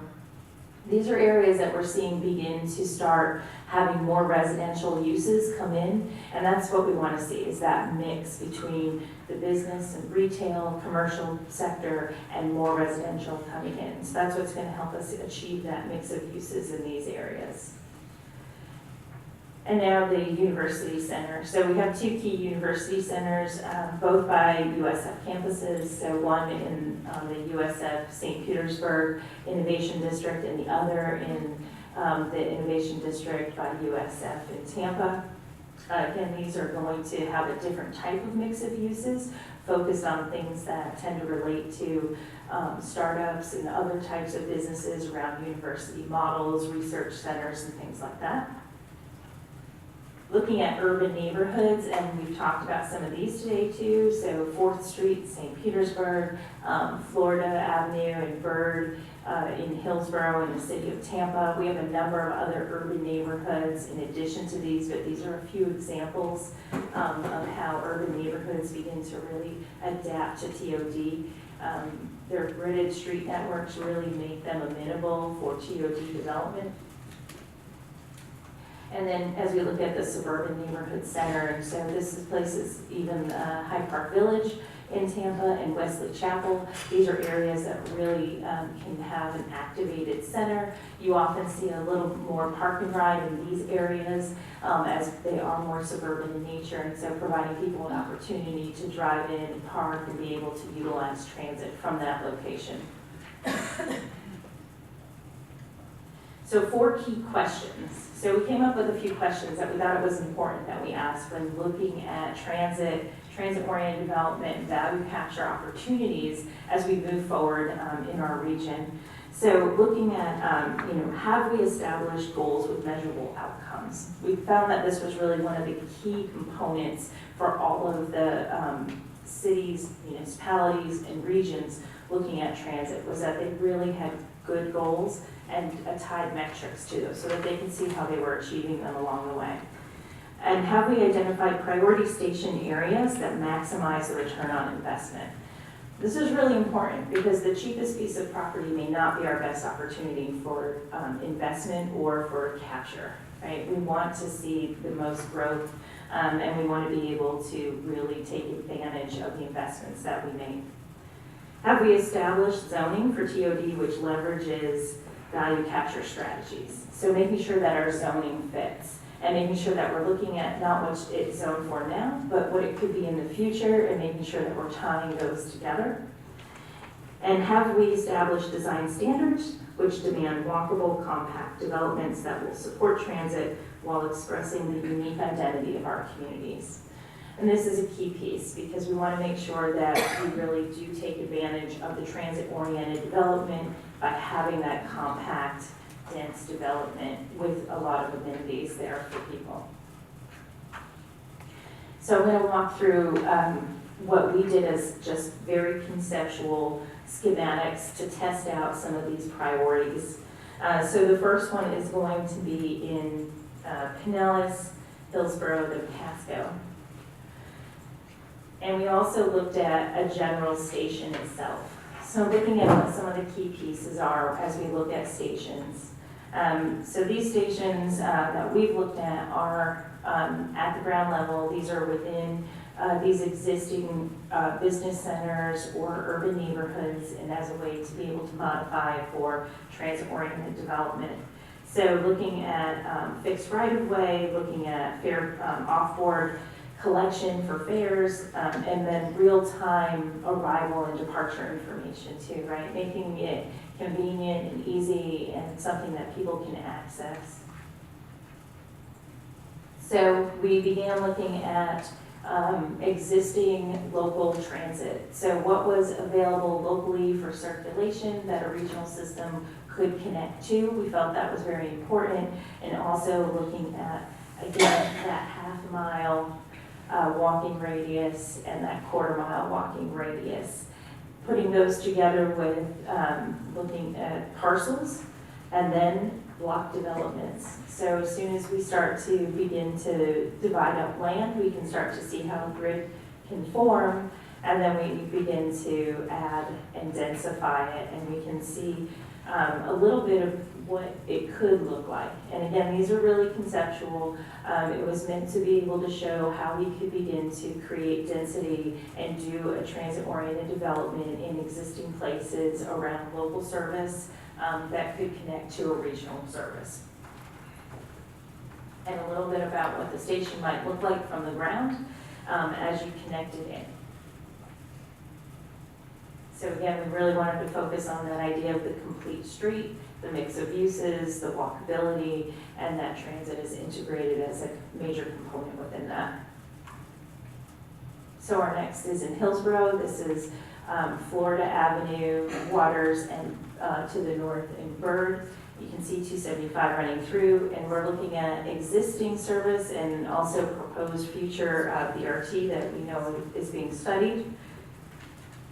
Again, looking at the parcels in the area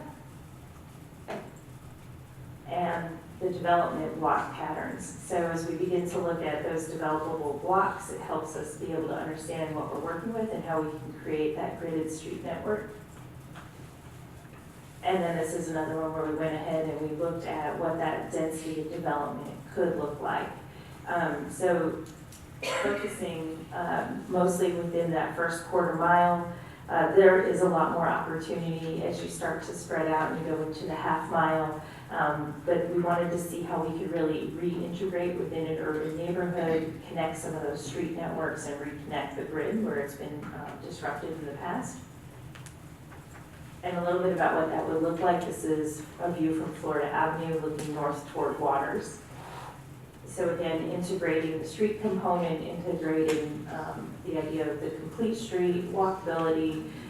We have a rideshare drop-off location identified in this one. So showing how the street can really integrate transit into a new dense environment. And as we look at Pasco, we can start to see, there's not a local service that comes directly into this area, but we're utilizing the regional connector to help connect at that point. And with the same process of identifying parcels and block developments.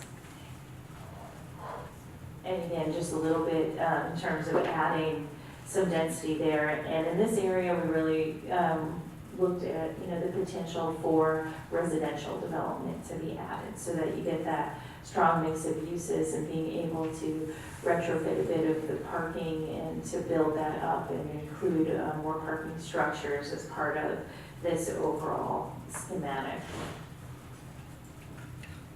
And a little bit about what that would look like. So you can see we're stepping down in scale a little and being able to integrate it into the type of scale of development that are within each of these different centers. So I'll leave you with these questions back up, and I'm happy to answer any questions. Members' questions? Did Mr. Kim. we get a copy of this? Yes. Show you up. I don't have a copy. It would be great if you could send it to staff and they can email us copies of it. You got my email? It was sent via email. Last Friday. You have it? We all got it? Yes. Because I wasn't printed out for me. Yep. but we will. Send them again. Mr. Chair. I just want to say your work is always an inspiration, and it's so great to see this vision on all of this. And I did note that every single of the existing stations that you have, and also of the drafts or pictures of the proposed stations, that they're all at street grade level, which I think is extraordinarily important. And also as regards to the parking and when appropriate or not, but thank you, it's just very, very good work. Thank you. I mean, what the research through the transit-oriented development has really showed is that it's that walkability component that really adds to the overall development potential and the increase in value. And so if we're looking at value capture and tying that to economic development and other opportunities, then that's a key piece. The other key piece is that being able to connect local networks with regional networks really helps increase the use of both regional systems and local, and so that was another thing that we found through the research. So something to definitely consider, and you saw a number of station areas in Scott's presentation that could be very viable for being able to help make those connections. One quick question I had, where the way to that opportunity is approach, but that should be able to be something you could take station to station. Yes, absolutely. I think the neighborhoods that have these stops in them are going to be revitalized, and I wish we had more in our county. Thank you so much for that. Thank you. Dave, any comments about future topics? Not about future topics, but if I could take a moment to provide an executive director. Yeah, we didn't have that on there, but that's what I was. And I'll be brief. I know we are well into your lunchtime. I'll talk fast. But in Vision 2030, the regional TDP, we have launched the Metro Quest survey related to that beginning October that will help prioritize regionally significant transit projects. We have received 234 responses.